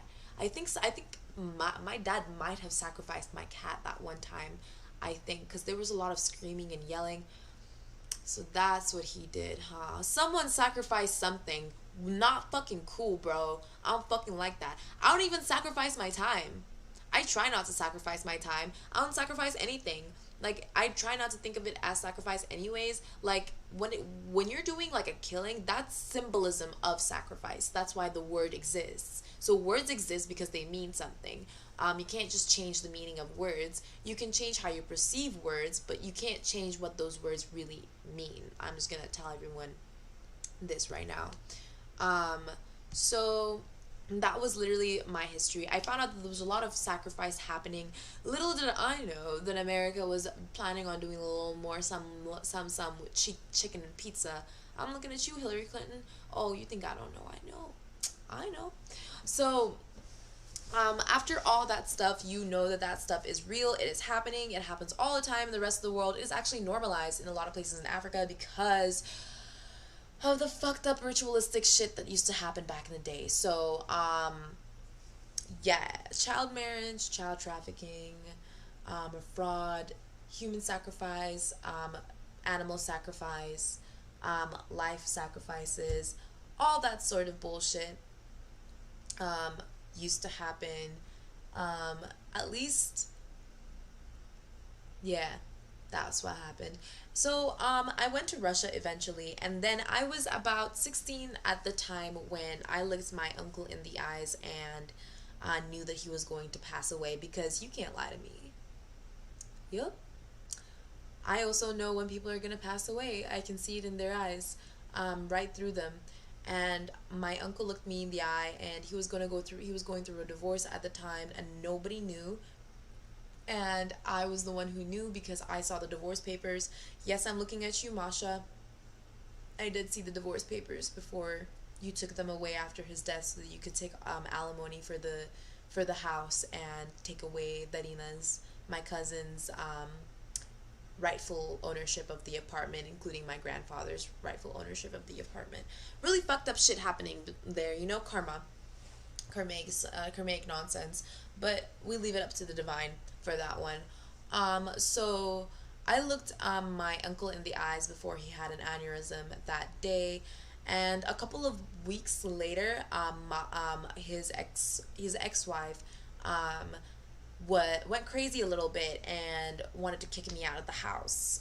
So I had been homeless at the age of 17. So I was practically like, I felt like an orphan almost, and I had nowhere else to go. But because my documents were all connected to these things, and I was born in Russia, it's almost like if I wasn't, I had to be taken either as an independent or not. But because I'm African and I was still in school, somebody had to take care of me.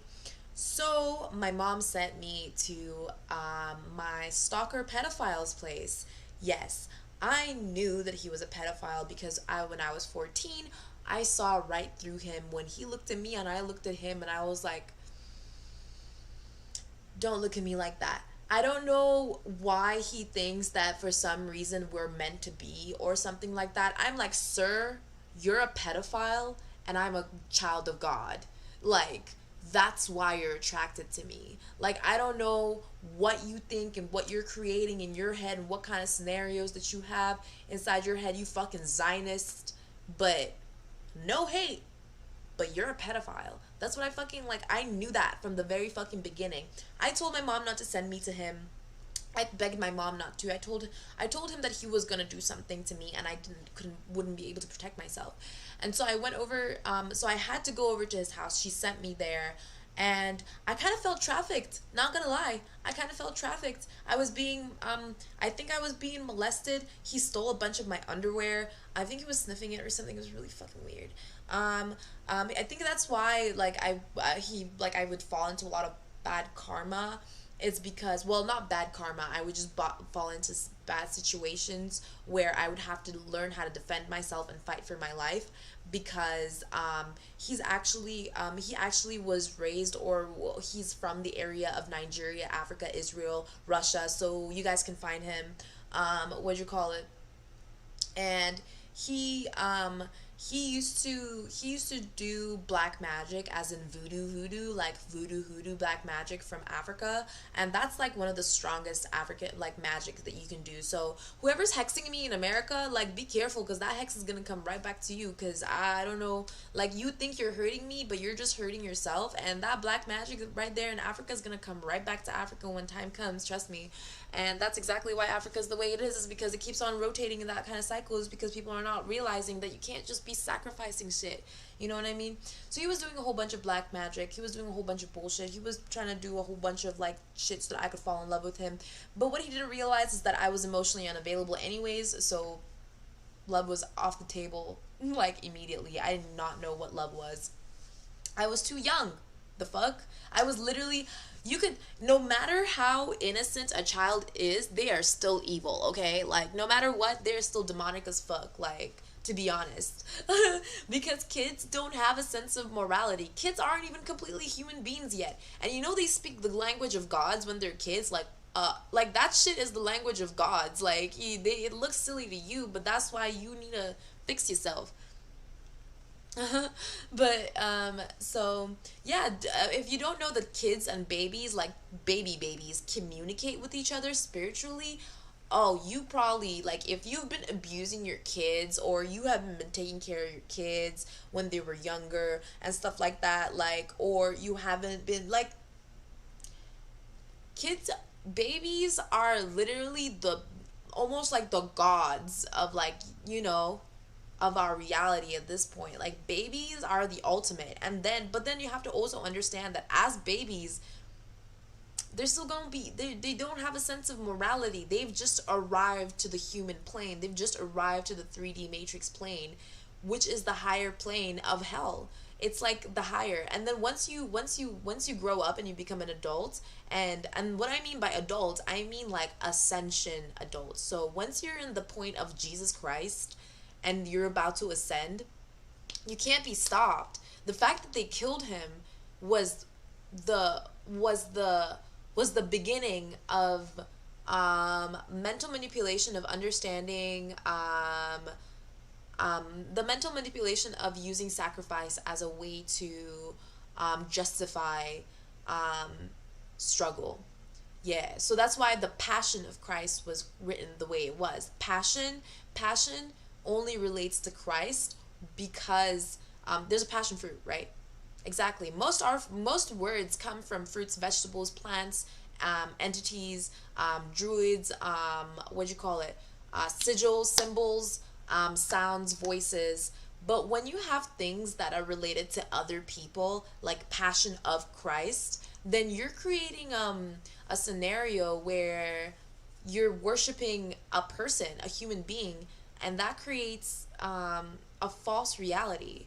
You know what I mean? It creates a false reality. So either he was demonized, or people start having opinions of him. Like he's just a man who was sacrificed, who was ascending. We have ascended beings today that are still here, that have lived over 100 years, who are about to ascend too. Like, and you just don't know about them. Like just because there was one famous guy who was killed, who claimed to be the child of God, doesn't mean that we're not all the children of God. He mentions it too, that we're all the children of God. Like, we need to.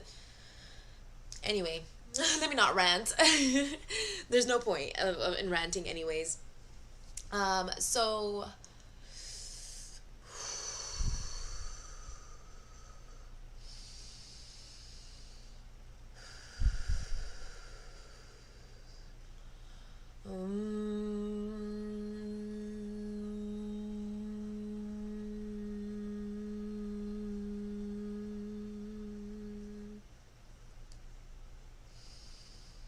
So, when I went to Russia, then, inside this guy's Zionist house, he had a whole bunch of weird shit around this house.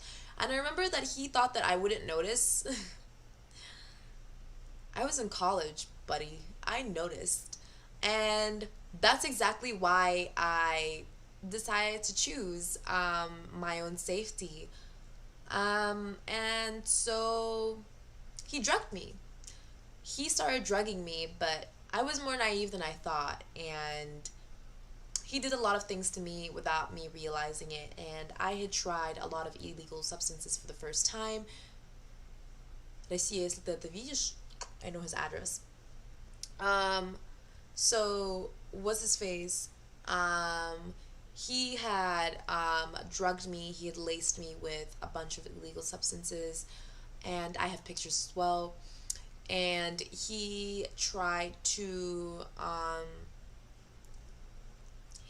rape me. He tried to get me pregnant.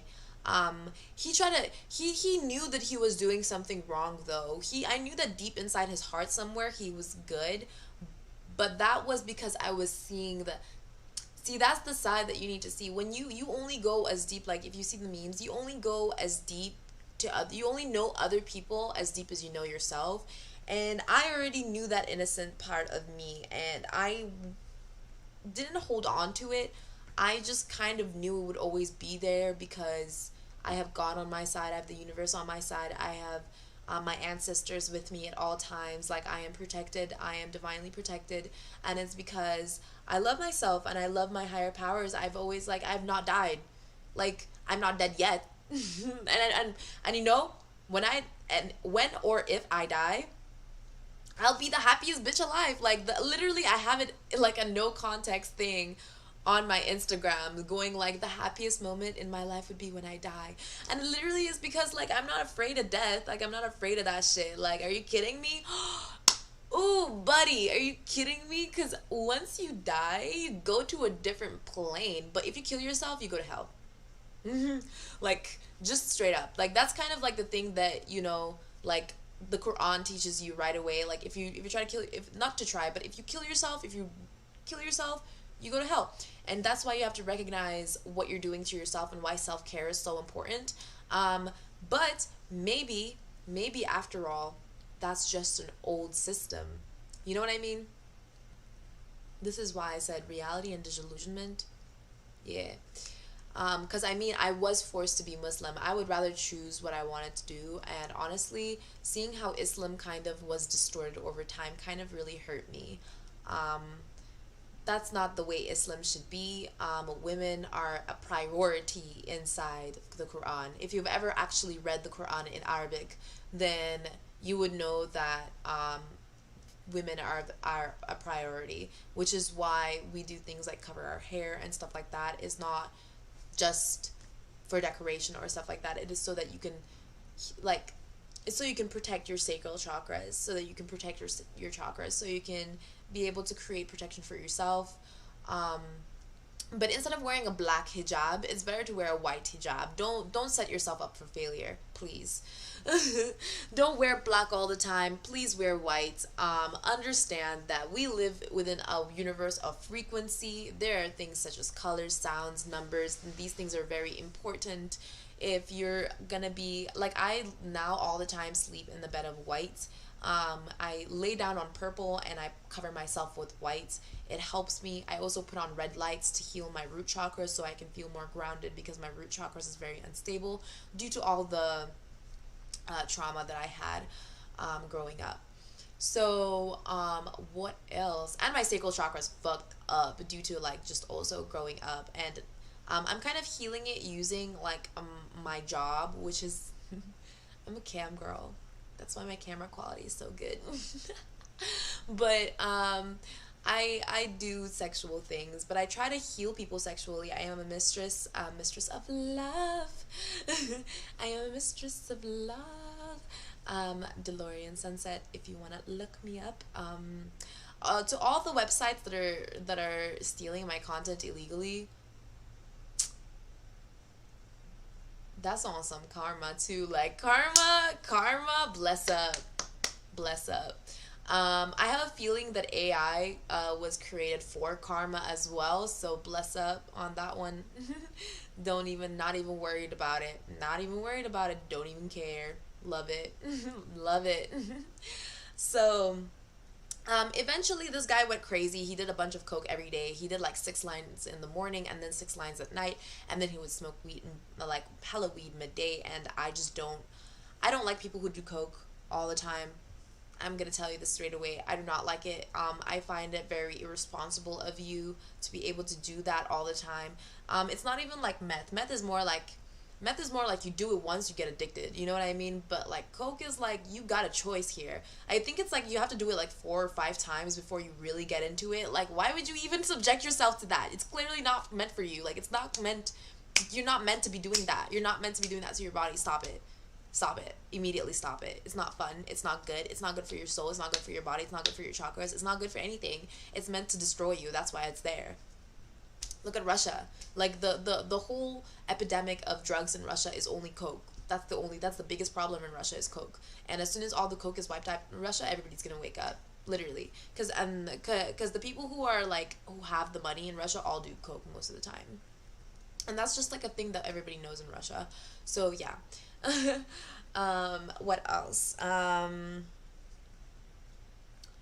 What else else was I trying to say?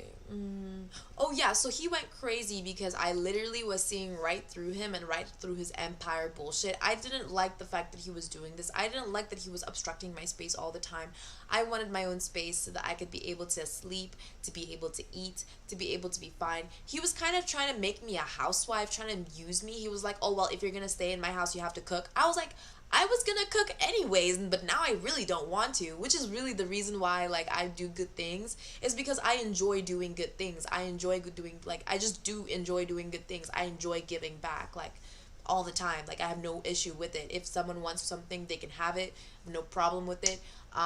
Unless it's something that is important to me, that is valuable to me, that I am currently using, then I will not give that thing. And so that's why when people ask me for something that I'm actually using, like when something is mine and they take it from me forcefully, I get upset because I'm like, that's my thing, why would you do that to me?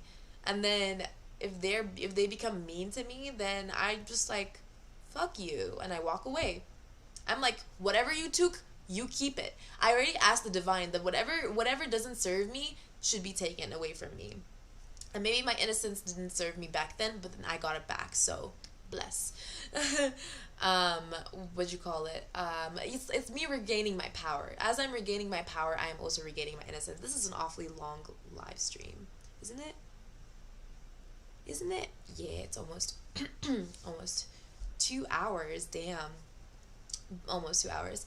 But let's do that. Let's keep it on 2 hours. I like it on 2 hours. So yeah, so anyway, I had to escape, and I would call my friend Yana, and I would tell her, like, everything about it. And Yana right now lives in France, and she hates it there. She says that it's really bullshit, like, she doesn't like the whole system, but she's learning French now, so she might be fine. I called my friend Yana, and I really, like, would call her and ask for help. I did not have any friends that could help me in Russia. I did not have any friends that could help me in Nigeria, and I still don't have any friends who can help me in America, so no justice, no peace, as usual. And, it's like, just like the record is going, no justice, no peace. Until there's justice, then there will be peace. And the justice system is pretty fucked up because of all the fraud. You guys need to understand that there is a lot of fraud. These people are not just rich, they're evil, okay? You don't want to eat the rich because you want to eat your heroes too. You know that song? If you don't know, the song is called Rat. It's fucking funny. I love it. It's one of my favorite songs nowadays. But people can be rich and not be evil. You can have good rich people, and then you can have evil rich people. So if you're poor, that's just a mentality. I'm just gonna tell you right away, it's just a mentality. You're not poor, you're abundant, you just haven't realized it yet. You just haven't realized that what you have, you haven't been grateful enough, and that's why you would start losing things. And it doesn't mean that you need to be grateful for the things that you don't love. That just causes you harm, which is like a lack of self-care, which is a lack of understanding of your own spirituality, your own self, which is why you need to love yourself first, above all else, first. And then, because, like, the truth is that how would you love God if you don't love yourself? How would you love God if you don't love his creations? Like, that's the whole point of the whole dynamic of, like, God versus, like, Satan type dynamic, right? Or Lucifer. Lucifer hated the humans, right? Lucifer hated the humans, and so fell to hell and started ruling over hell. Think about it. So you have Lucifer who rules over hell because he doesn't like the evil humans, but it's because he was rebellious over God, which is just because he's his firstborn. Every firstborn child is usually rebellious. This is just like how it works.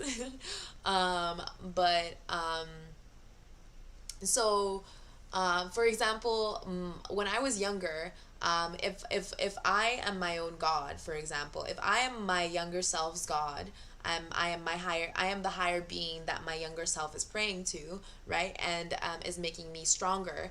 Then what do you call it? Then then I, as I am, are this is becoming incredibly meta. This is why I'm like laughing. Give me a second.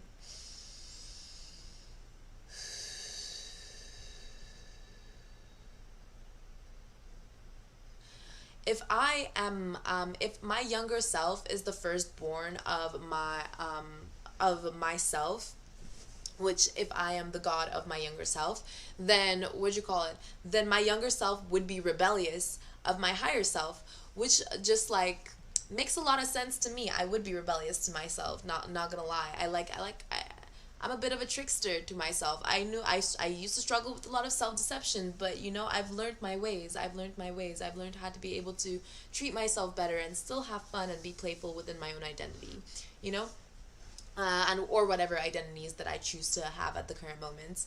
And it's been good since I realized the potential of love and realizing I haven't even realized the full potential of love because I'm not even like completely in love yet because I don't even have like I don't even have anybody here to love. Like, who am I supposed to love? I love you guys. I love you guys. Whoever's watching this right now, I love you. Whoever's watching this right now, I love you. Thank you for watching. There's probably, I don't know if anybody's watching this. But, what's his face? Then I had kind of, called my mom, and I was like, I'm gonna call the cops. I'm gonna do all this stuff. Just so that I can escape this place. And this guy really thought I wouldn't leave. Like, I wasn't even, like, old enough to make a decision on whether I wanted to leave or stay because my higher self was like, get the fuck out of there now. And I was like, bet, understood. And I left. And I grabbed all my shit. And I called my grandfather. And I stayed inside the communal apartment that my mom had to pay for. And she complained. I had told her the story. I had told her this entire story. And she complained.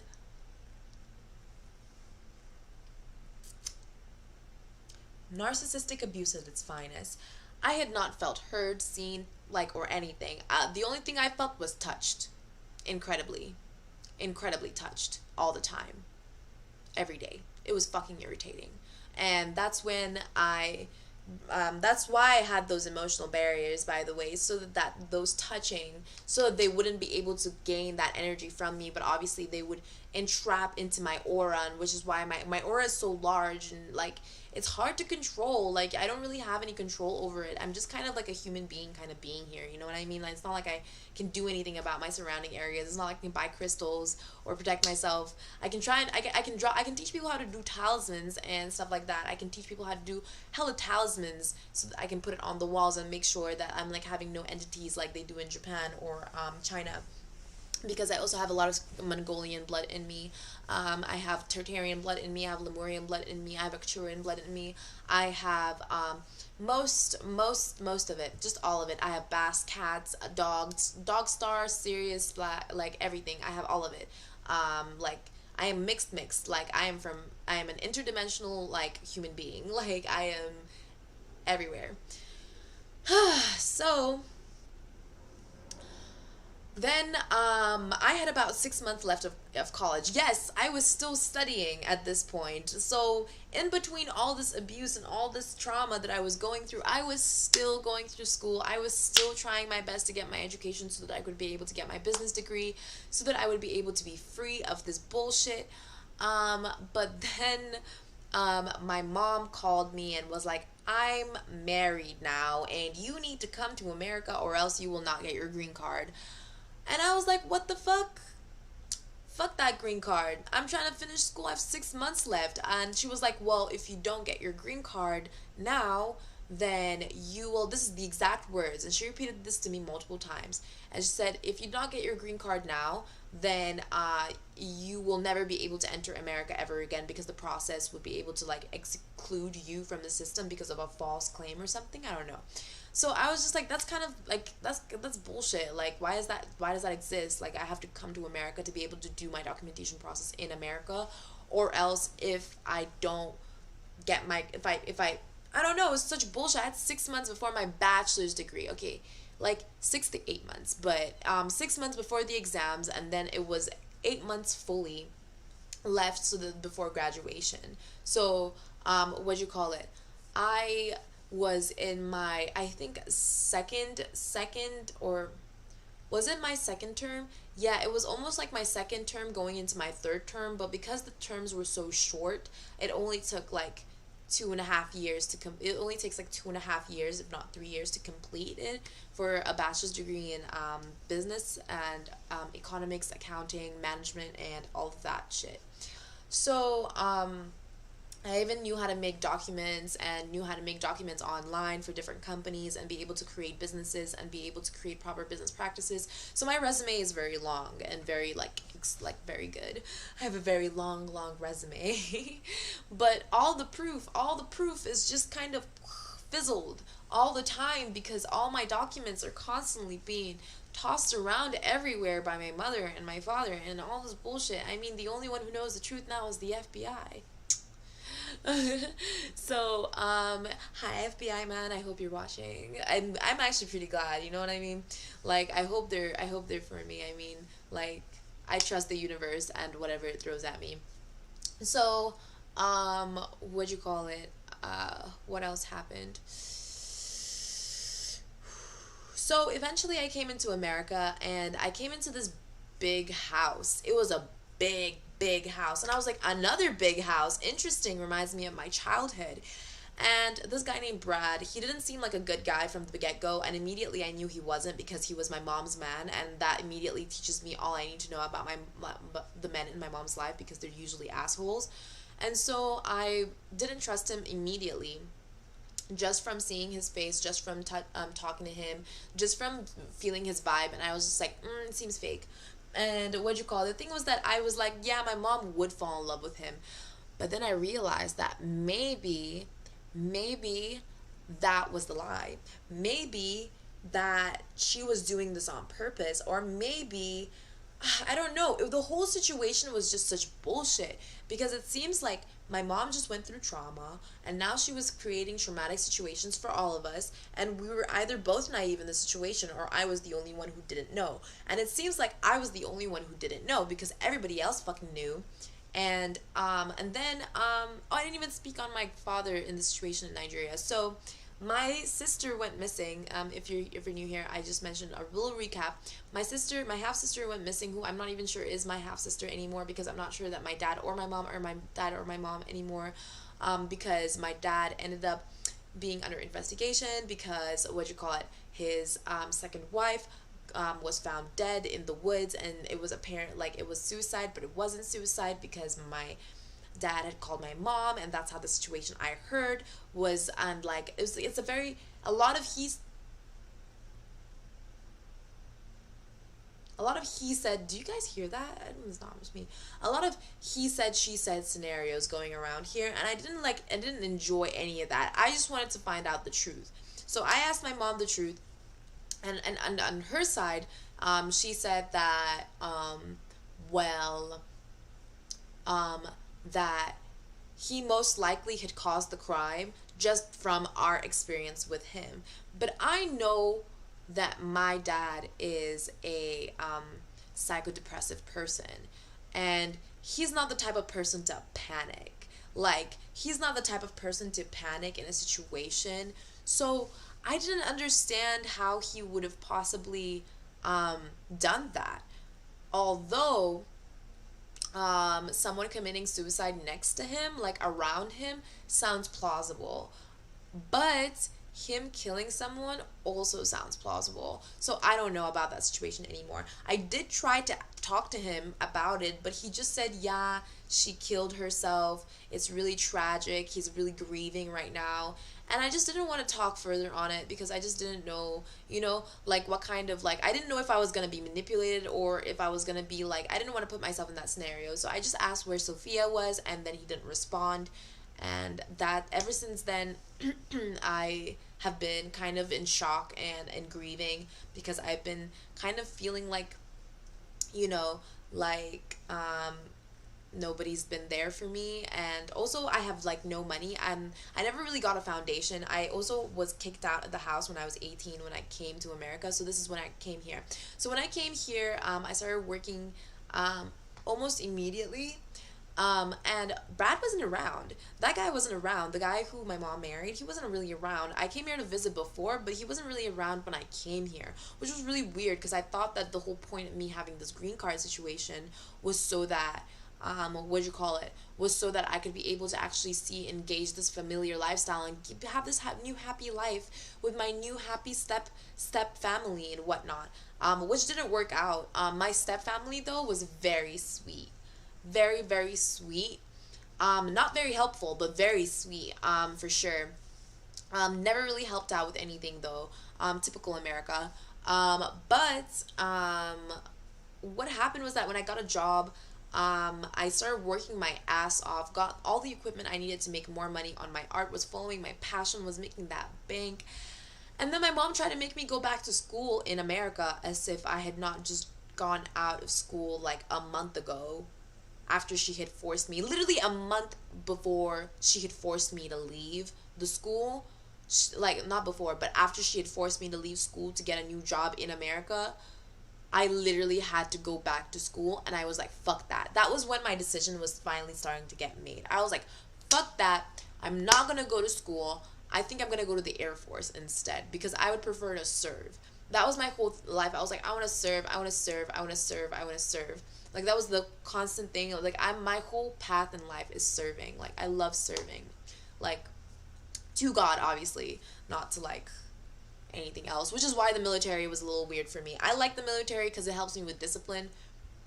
And like, that's why I like the military, because I can do workouts easier there, and that helps me with my body, which makes me like, it's self-care to me, you know. Working out is self-care to me, which is what the military does. But when it's an order, it helps me with discipline, and discipline is also self-care to me. So whenever I do disciplined actions like karate or dancing or anything like that, that's all self-care to me, because my Saturn sign is in Taurus, so I have like a toroidal field in Saturn. So like, my intuition is based in order. So the more order I have, the more discipline I have, the better I am at processing my intuition. The better I am at processing my food too. So what else was I trying to say? Oh yeah, so once I came into America and I started working this new job at Starbucks and everything, I was really stressed out. I was really, really stressed out. I never really got the break I wanted. Despite traveling so much as a kid, people need to realize that I wasn't just traveling for fun. I was traumatized. And I was traveling to me, I was escaping. To my mom was going on vacation to go drink and hang out and go to galleries and go like do all this bullshit with her friends. I, however, just wanted to take a break. I just wanted to take a break for once. I just wanted to, sleep and like plant some plants and like take care of stuff. And the only time that I really felt like maybe my vacation was a vacation was maybe summer break, where I would go to Russia. And that would help like with the gardening, and I made my own bow and arrow that one time. That was fucking fun. It was really fun. Yeah, I made my own bow and arrow and everything. It was awesome. And then in America, things got really tough after I turned 18, because they always said to me when I was younger, life gets harder, and I was like, I want to die, literally the whole entire time, just because like I was really suicidal, and like it didn't help. Like, stop trying to tell kids that life gets hard. Fuck you. Life is easy. Life is super fucking easy. Don't let anybody tell you that life is hard. Life is easy. It's super fucking easy. It's the people that are hard, okay? It's the people that are hard as fuck. It's because they're dense as hell, and they don't understand how the fuck they can elevate themselves so that they can ascend. Ooh, I have to do meditation soon. Okay.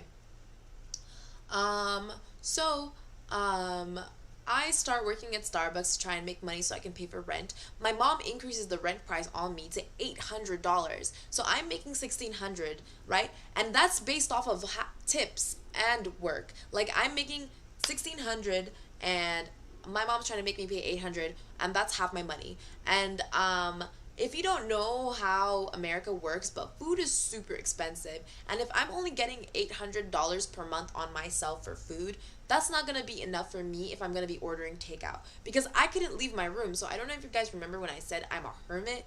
I couldn't leave my room because I was so frightened of going outside to the kitchen and going to the heart of the house and actually moving about the house. Like, I wouldn't move around the house. I wouldn't go outside. I would always go from work or to my room, from work to my room. The same way I would do like school. I would go like school, room, school, room, school, room. I wouldn't go out. I'm not the type of person to go out. I never did that kind of stuff. And so I only started doing that when I turned 19, because On my 18th birthday, I celebrated in Russia, and I was super excited. I went clubbing. Nope, I went to the bar, and I drank so much with my best friend and made out with this one guy, and it was awesome. And then what'd you call it? He was a really cute guy. He was a really good guy too. I was really happy to make out with him.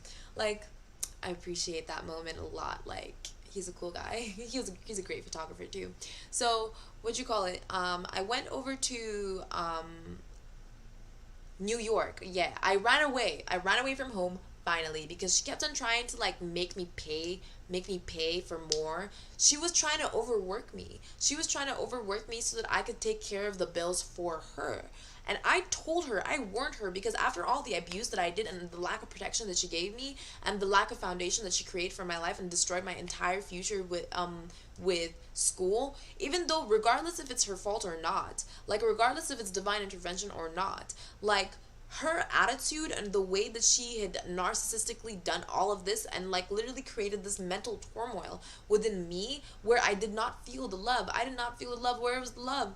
Where was the love? I wasn't getting fed. I wasn't getting like, there was no water, there was no food, there was no care, there was no like, oh, I'm going to help you out with psychology or like help you out with this. She tried to give me a therapist or get me to a psychologist, but then she made it look bad. Like, she made me look crazy. Like, you know what I mean? She would go like, you're sick, Mimi, and this is why you need it. I'm like, what the fuck are you doing right now? Like, why are you speaking to me like I'm an idiot right now? Like, why can't you speak to me like I'm a normal human being?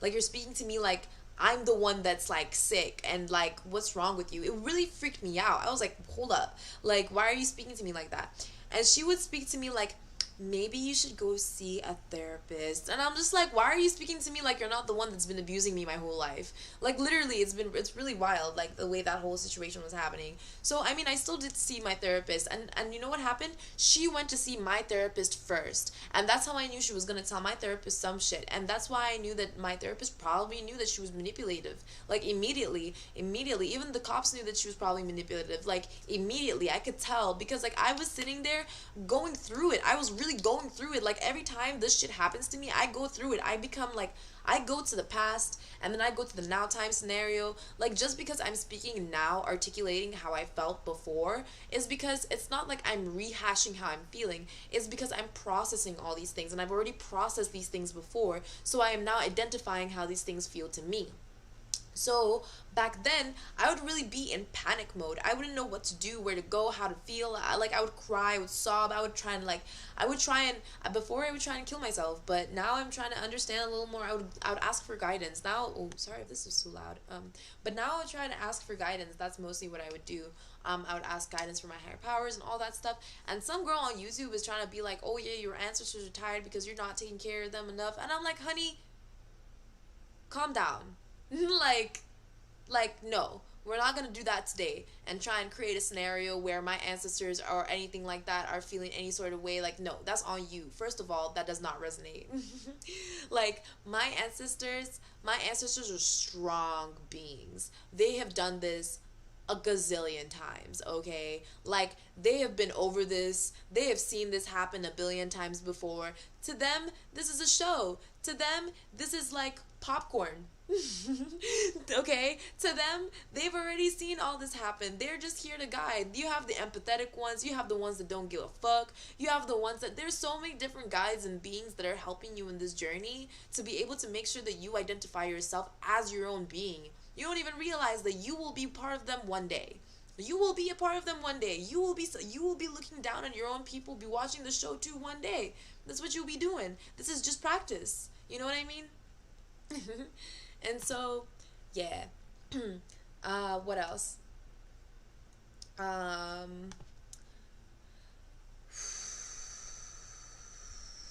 no. Yeah, I have to go meditate soon. Let me finish up.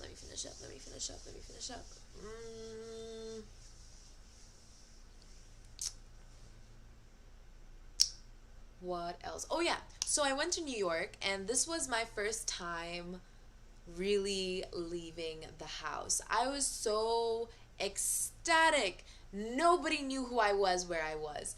I was like, oh my God, nobody knows who I am here. And then I realized nobody really knows who I am anywhere. And then that's what, like, I realized that really quickly. My senses started kicking up. I used to make no money in New York. I met a lot of bad people. And by bad people, I mean MLM conglomerate companies that were using people for slave work. MLMs such as Hudson Executives and shit like that. I'm not saying that it's illegal. I'm saying that for some reason it's legal, and that's not healthy. Like, it's not healthy. People need to realize that you could be making way, way, way more money without actually harvesting people's energy. You can just do it on your own, and you'll realize that you are more powerful than you think. That whole lack of poverty mindset, that lack of sovereignty mindset, is what makes you less and less human as days goes by. So the more you work for these companies, the more you put yourself within the system, the more you put yourself within that slave mentality, the more you lose your sense of self, and the more you lose your connection with the divine, the more you lose your connection with God, and the more you'll realize that you will not be able to have that kind of, empowerment for yourself. But I went through it as an innocent being, as an innocent soul.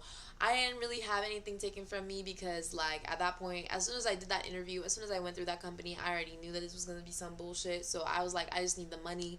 So I tried to manifest the business to be something more special, to be a little more spiritual, but it didn't work because people were so traumatized already within New York about what just everything that has been happening in New York. People are so traumatized in New York already, so people don't trust anything. People just don't trust each other, don't trust like anything that's happening anymore, and it's kind of suckish. And I understand why that's happening. And it's like people just find Jesus, drink some milk, not actual milk, drink some soy milk. No, my bad. Or maybe soy milk. I don't know. Maybe New York just needs to drink some soy milk. Feminine energy. Yeah. Okay, so New York just needs a little more feminine energy and a little less masculine energy on that one, because New York is filled with some toxic masculine energy, honestly. And that's the real reason why there's sex workers. Oh yeah. Oh yeah. Uh-huh. You would think that sex workers exist because of women. They exist because of men. Like, if men would realize that have their potential within the power within the homes, then women would be able to realize their potential within themselves. Easy peasy lemon squeezy, and then nobody would have to sell their selves or their souls or their bodies. And this is for the divine feminine and divine masculine. And don't hold me on it. Like, let go. I'm just a mirror. Okay, my opinions don't even matter anymore. Like, my opinions are my opinions, and they're only meant for me. You make your own opinions and you do your research. So what'd you call it? What else? What else? Oh, and I'm also not saying, like, okay, yeah, I should mention, like, I am still dysphoric. Like, I'm not saying like women belong anywhere or men belong anywhere. That's not what I'm saying. I'm just saying, I don't even have to explain myself. That's just not what I'm saying. Okay.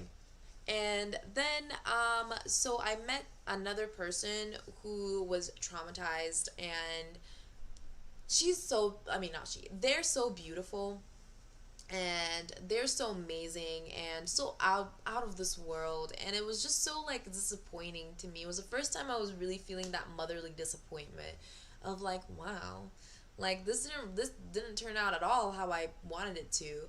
And so I had to face my disappointment and understand why that was happening, and it was because of a shaky foundation. I've always had a shaky foundation, and so that's why I came back home. It's to rebuild my foundation from scratch, and this is why I'm here doing this right now. So yep, it's 2:17:22 on the clock. Perfect timing. 222 is my lucky number, and 17 is also one of my favorite numbers. 7 is my lucky number. Also, stan BTS. Um, um, and that'll be the end of this talk on my history with abuse, because I'm still going through this abuse. Like, I'm still here. My GoFundMe is over there.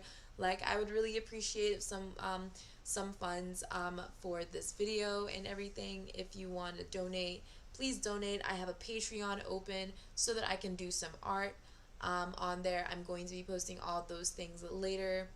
I'll just post it up now so that you guys can see it. Patreon.com/Mimi. Whoop. I think /Mimi. I think that's it. Is it? Is it? Is it? Do I even have it anymore?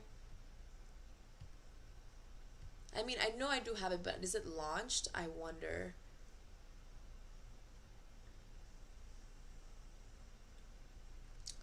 I don't think I launched it, actually.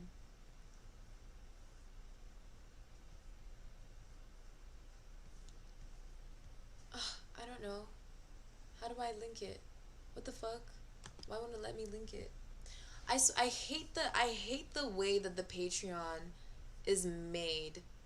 Like, I'm gonna be honest, I would like a different kind of like way that